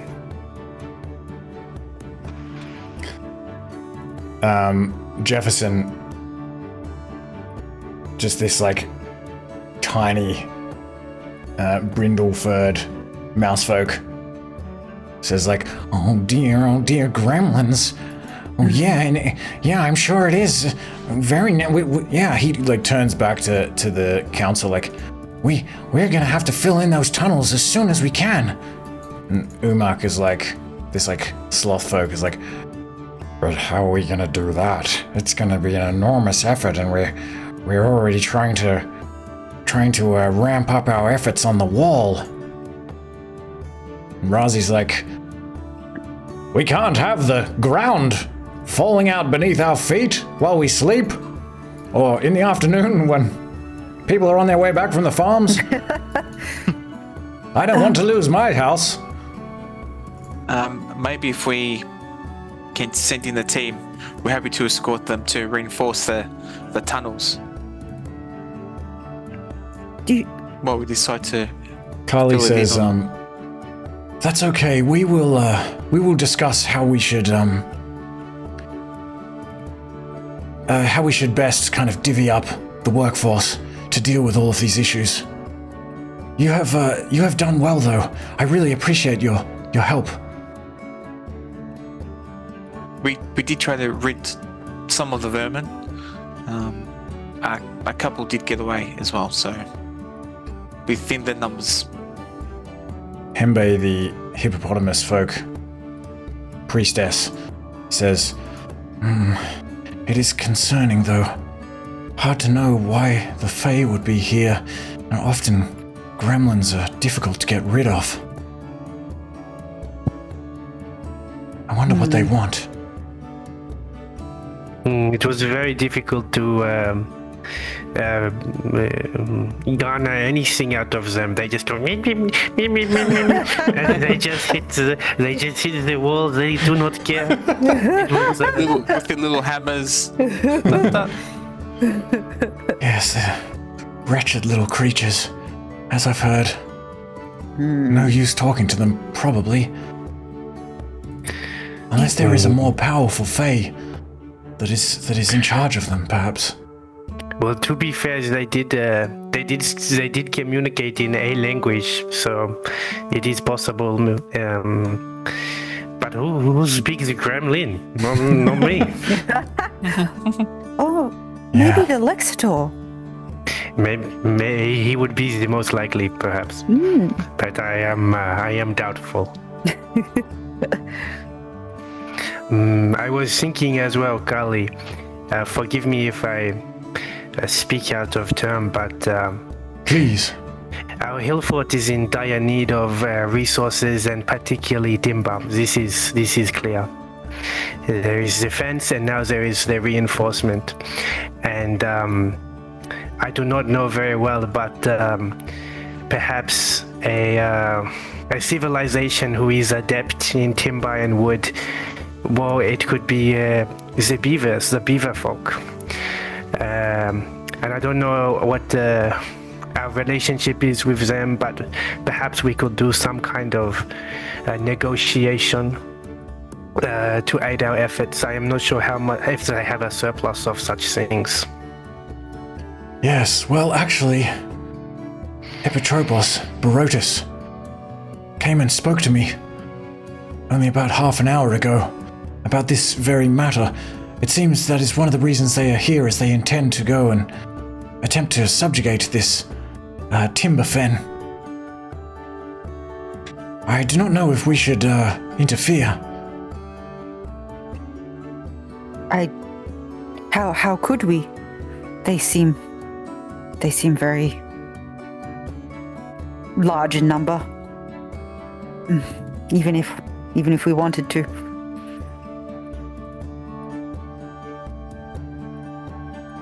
But maybe after they have spoken to them, I mean, this word that they use, subjugate, it's a very strong word if I understand the Boorish correctly. But, I mean, the Suskin, although they have their ways, and some of those ways are quite, they come on pretty strong sometimes. They have made allies of us, at least, and it has not been too much of a plight upon us that they look over us. And maybe if they also form an alliance with the beaver folk of Timberfen, then we can speak to them about wood and logging. But we do have many Asharans in the forest again now that it's been well, we haven't heard anything of that creature that you said was captured. So the wall is on schedule to be completed, at least probably in a few more weeks. Well, if you are not too concerned about the stretch of our labor, then I think it is okay. Well, I mean, all the help we can get, the better. Especially now that we need to find some way to fill in these tunnels. I don't know which matter is more pressing.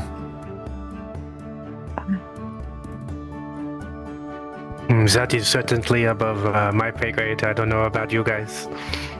Oh, I don't know either, but I'm happy to help whatever you decide. Thank you. You four are quickly beginning to make yourselves very indispensable around here. We will discuss these matters further and let you know.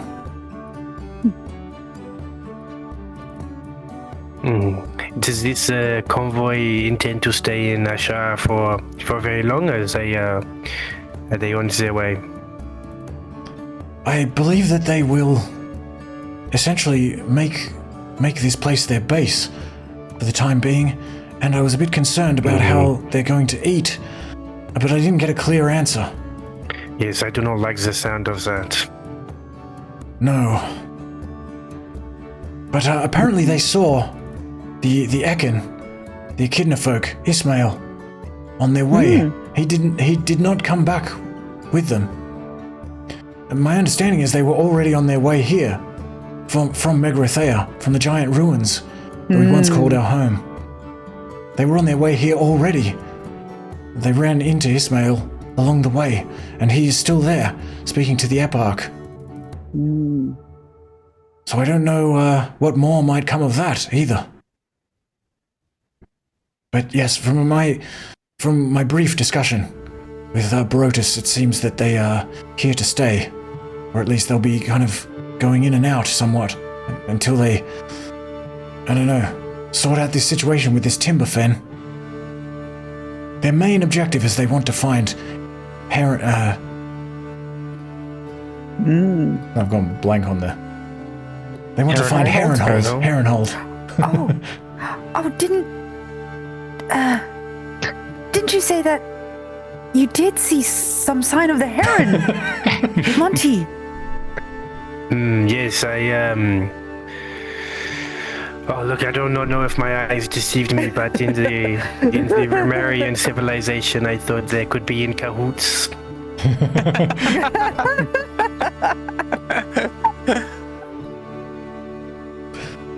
Monty, you, if you want, can give me a What would it be? There's no deception, is there? Or is there? Yeah, it's Oh deception. yeah, give me a deception check. So Iskalia is not even trying to aid you. So I'm just gonna say you just automatically get +2 because like Iskalia is gonna be super convincing because she's not even lying. Yeah. Okay, let's do it. Oh, yeah. So that's 20. That's 23 because of the +2. You beauty. Jefferson says, "Oh, really? Rabbit folk amongst those sheep people?" Carly says, "That is interesting indeed. I am not sure what to do with that information. I guess we should tell the Suskin about that as well. This is another thing that you should leave with us. If you don't mind, we will discuss this also." If you think of it this way, Carly, if the Suskin want to pick a fight with the Romarians, it is a positive thing. I think. But you are more diplomatic than me, so who am I to say? Farrick says, "Oh yes, good idea. Yes, if that were to get the Suskin involved, why, we would have all of those shiny bronze swords on our side. They could do our fighting for us." Warden, this sort of mongoose folk, says, "Oh, yes, I see your meaning. That could work out for us well. What do you think, Carly?" Carly sort of thinks for a moment. Interesting proposition. I can see the wisdom in it. Yes. We will think on this further. And I should say we have our friend Oscar here to thank for that. It was his conception. His conception? He conceived the idea, I mean. Very wise. Very clever. Thank you for this information. Okay. You let us know if there is any other pressing needs in the hill fort. You know we are happy to oblige. Of course.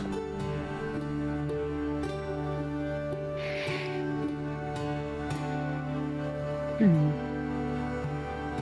don't quite understand what's happening, but okay.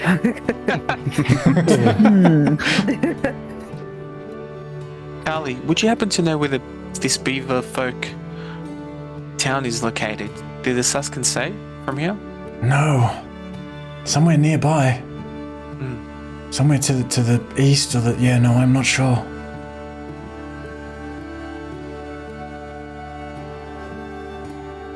Okay.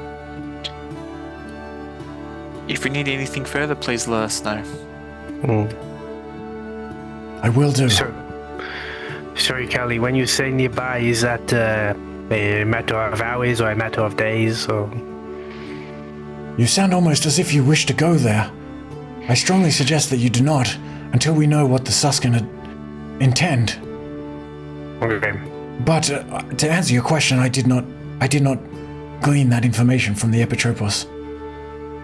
He just said nearby. I will heed your warning, Carly. You do not have to worry about me. Have you heard about the 4 laws of Ashara that we are implementing? Oh, you might have to remind me of those. You must not harm another Asharan. You must not steal from another Asharan. You must not blackmail another Asharan. And you must not lie to the Council of Ashara.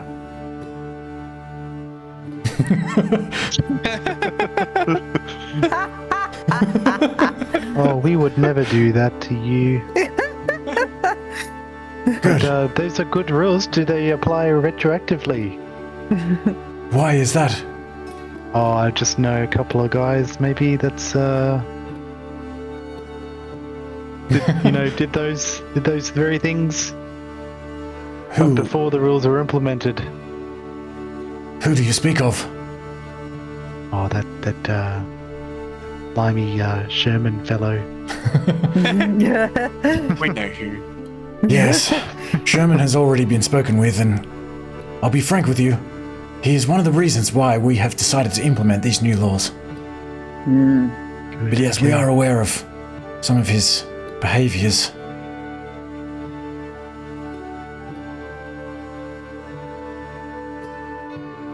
We appreciate your time. Thank you. Monty's gonna kind of walk away. She nods, and they kind of go back to deliberating. So once we're out of earshot, I was like, "You guys, I forgot the rules. I have broken the first. I have broken the rules straight away." Wait, what? That's what okay. rule? I Yeah, think you're it was, the only one that knows you're lying. Oh, true. I was I thinking mean, I that probably you would've saw said that something anyway. related to the heron. I forgot that they didn't know. So, So you I think. Did you say that already, though? I did, but I was thinking of saying that because I thought they knew, but then Monty would have known that they didn't know. Okay, so you feel like he didn't say that. That's right. Yeah. Okay.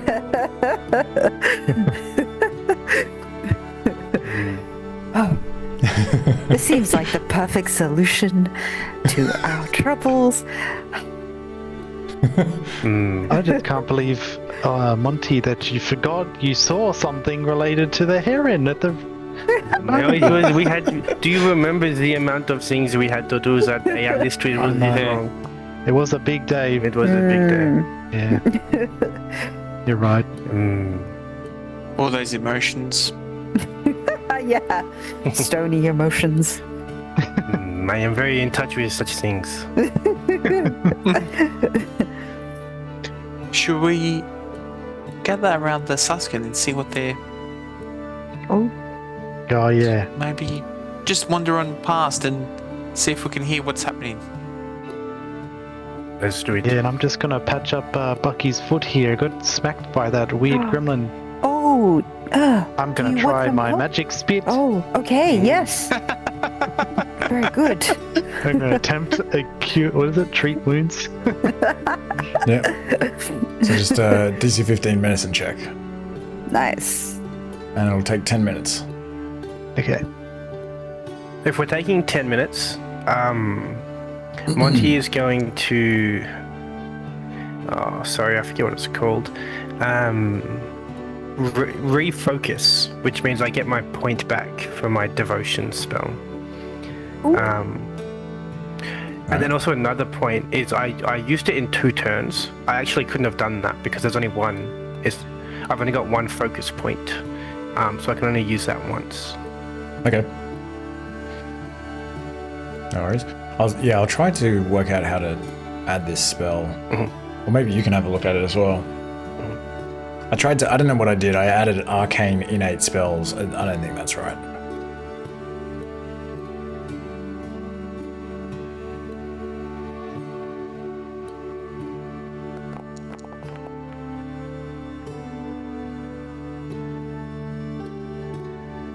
Nice. Heal him up good. Nice. It's back to full. Wow. Maybe while Scalia and Oscar are doing that, Monty might pull Vario to the side and just say, "Vario, I did not see a heron. I am sure you did not. I'm sure you did not either. But I don't think we can tell the other 2. No. I think it was more the. I think was it buffalo? No, was it cows? Cows and the heron. It was more a cow. I think it is worked out well, but But we were so far away. It was a bit difficult to see. Exactly, and there was a bit of I don't know, the wind, something in my eye, and not easy. That's okay. That's okay, Monty. We'll keep it on the down low. But Ferric had a really good idea as well. So What was that? no, he likes to. He's very much. I think it's Ferric or Razi. Which one's the one that likes to claim ideas? Farrick. Yeah, Farrick. Farrick, The yes. deer folk, the ungul. That's right. Yes. Yes, I was So fond of that. Well, he's actually a he's like an antelope form ungul. And, Yes, I agree that Ferrick's idea, it was a good idea. Ferrick's idea. Or maybe just another good case for some reconnaissance to double check. I like the sound of that. I think we have done most things we set out to do today, so it is a good thought.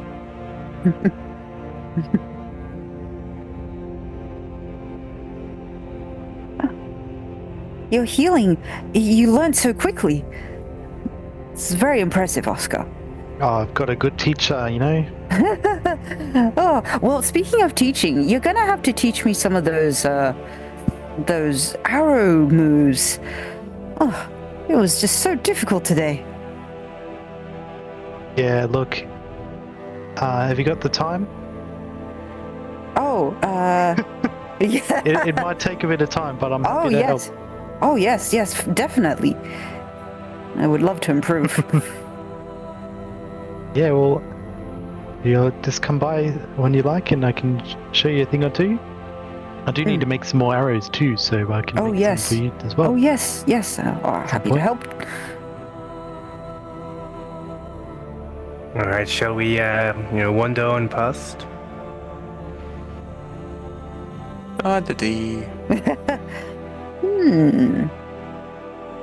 I think if you kind of wander down here past the barracks, you see all of these Suskins standing around. Some of them are eating rations from packs that they have and kind of leaning their weapons, their bronze halberds next to them, leaning on trees, are sitting around kind of chatting amongst themselves. I don't think you can really pick up any particular information. They're just kind of gossiping and talking amongst themselves. Several of them will like see you walk past and kind of like eye you, semi-suspiciously, partly just curiously. You hear a bunch of conversation, but yeah, nothing that... No particularly useful intel. Yeah. Just hoping for like a tidbit, maybe.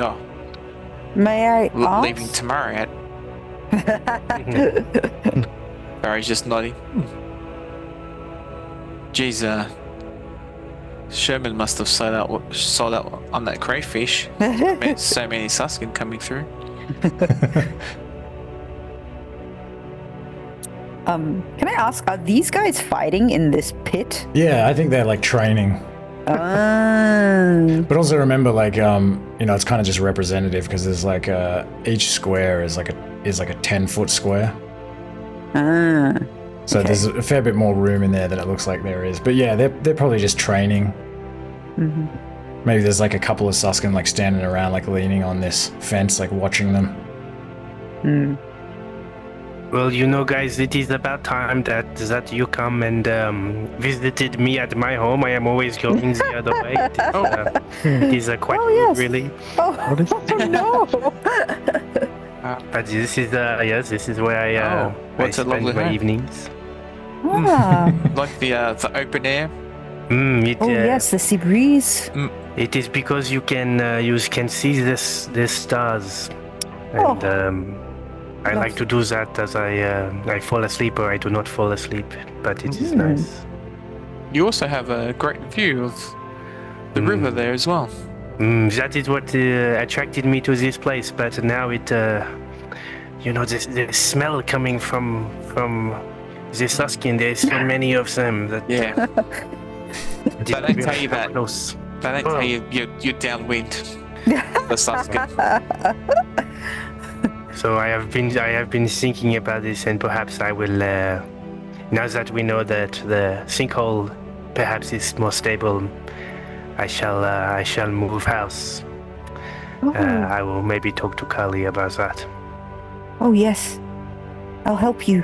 I'll help you with your things. Oh, that is very kind. Not but at all. Perhaps we should have a discussion on the remains of the day, what we would like to do.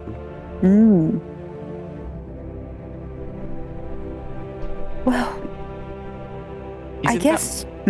Sorry, it's about midday, did you say? It's probably about 2 in the afternoon by now. Okay. There is always, there is no good time to go centipede hunting. Or there is that.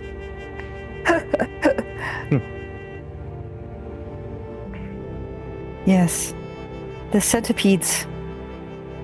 I mean, I feel like the centipedes might have to wait because I suppose it might be a bit more pressing to do either the walls or the filling in, depending on what the council say. I feel maybe that's what I would think is the right thing to do. Do you think it is worth just knuckling down for a few days, helping out with the wall or with things around the fort? I do think so, but whatever you think is best. Oh, I do not know. This is why I ask. I think with the Suskin here, no one's really going to try any. That's true. That's true. Be fools to come here right now with all of these extra. So it might be either a good idea to.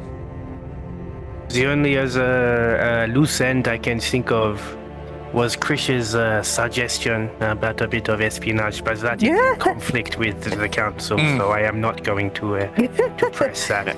Good choice.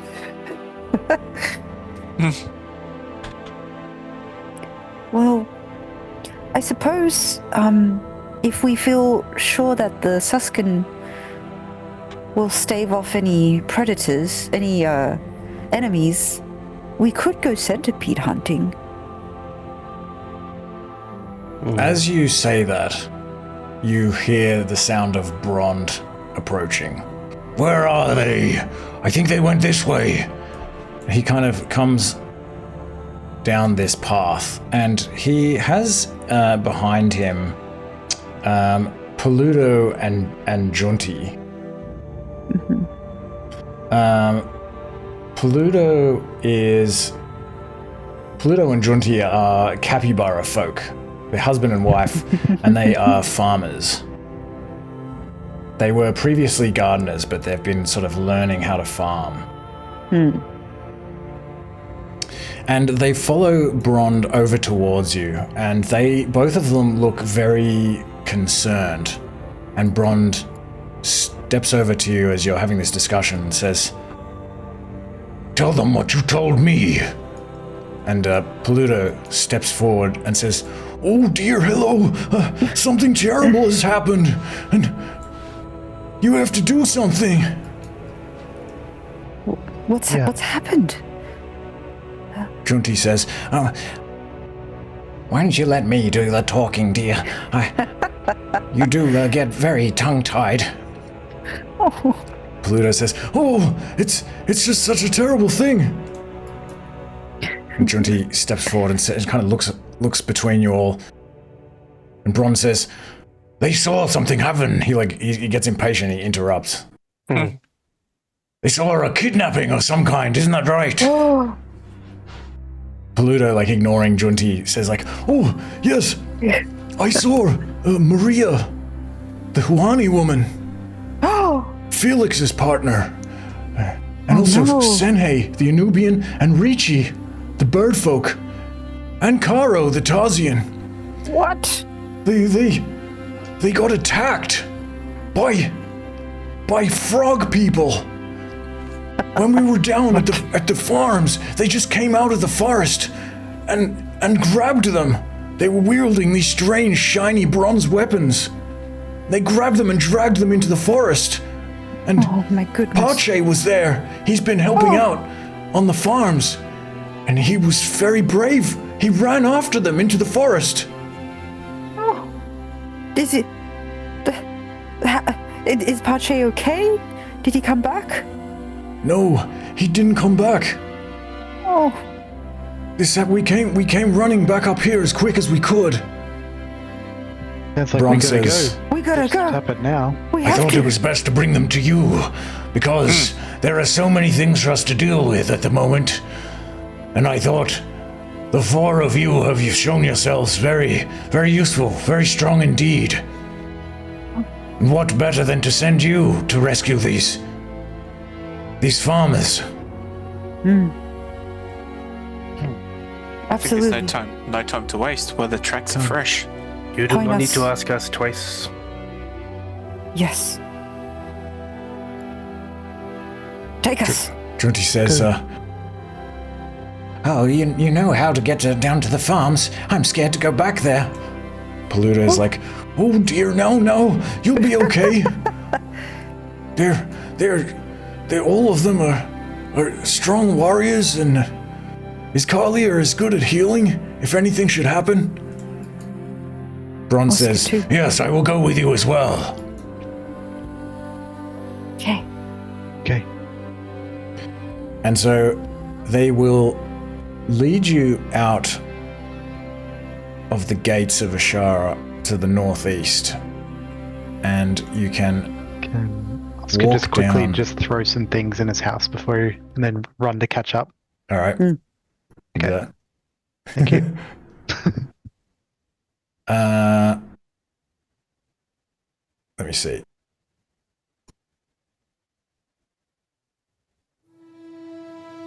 So you head out the northeast of Ashara, and you kind of walk down. You follow Brond and Paludo and Junti down the side of this hill fort, and to the north where the farms are. You begin heading in that direction. It probably takes you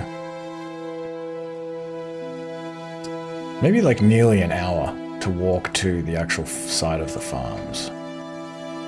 What if we run? Yes, you can do that actually. If you run, you will lose. You'll have -5 to stealth and -5 to perception. I think that's fine. I'm okay with that. But then you can probably make it there in. I mean, what did I say? An hour? I mean, an hour actually would have been an hour and a half. It would have been an hour and a half. You can make it there in an hour. Sorry, Okay. it's a bit of an anticlimax. But yeah, it should be an hour and a half. So you can run down there, and Paludo and Junti will also, you know, they're both kind of out of breath. They're like trying to follow you. Brond is up the front with you, charging down here, his mane blowing in the wind. And as you come down here,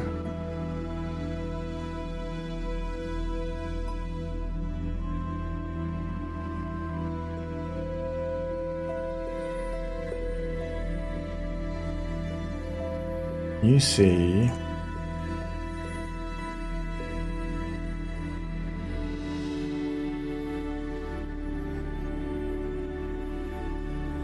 just these lower hills leading into the delta, and there are all these farms along the east bank of the delta. And you also see as you come down here, like pretty much directly below the hill fort, there are these clay miners cutting into the hills near the river as well. And to the north, and it's to the sort of northeast, the land kind of ascends into these into this kind of hilly region. The forest all around here is kind of elevated. It descends fairly sharply down towards this valley where the river is. And Paludo and Junti will lead you and Brond over through these farms, and you still see there's like, it's probably around 4 in the afternoon by now. And there's still a couple of farmers around here. But they're kind of standing around and they see you kind of running in. Maybe they're actually sort of standing together, kind of huddled together, talking amongst themselves. They look pretty nervous.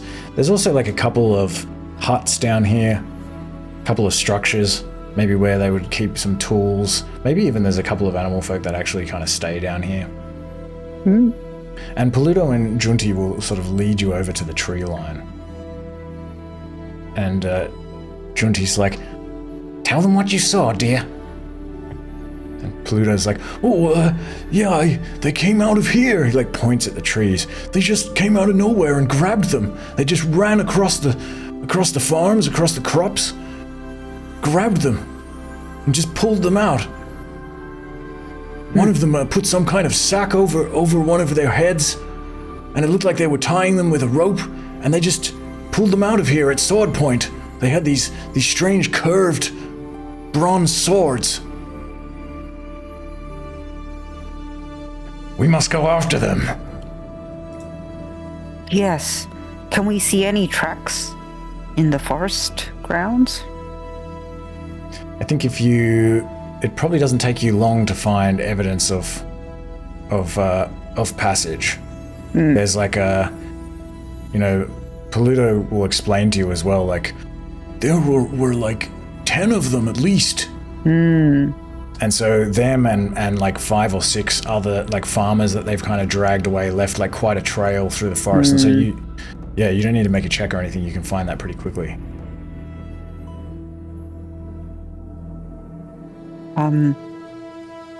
Okay. Is everyone ready?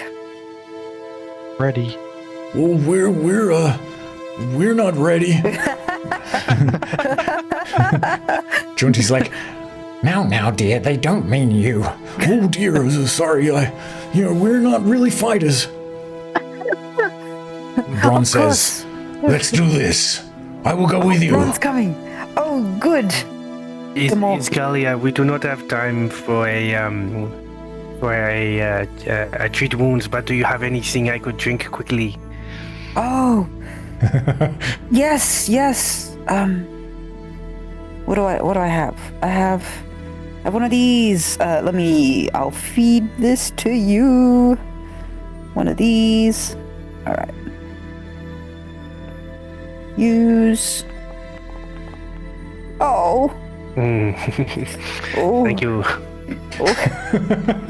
This made me feel a bit better.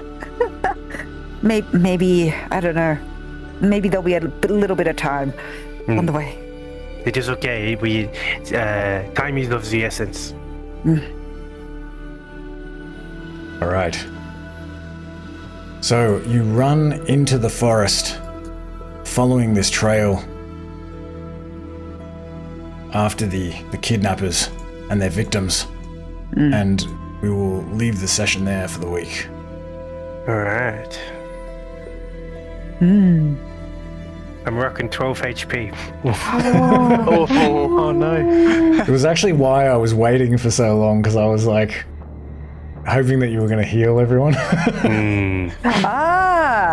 Well, also wait. I was enjoying the roleplay, of course, but I kept thinking like, oh, when should I do this? And I was like, oh, I don't know, Monty hasn't been healed. Alright, don't eat it. So good. We got complacent. Okay. You can't walk around unhealed in this place. I don't want to always just be like, Iskalia. we can work on some like signals. You could also ask Oscar now. Actually, Yeah, he's he's more skilled than I am actually, which is like Wow. kind of crazy, but very well done. He's a quick learner.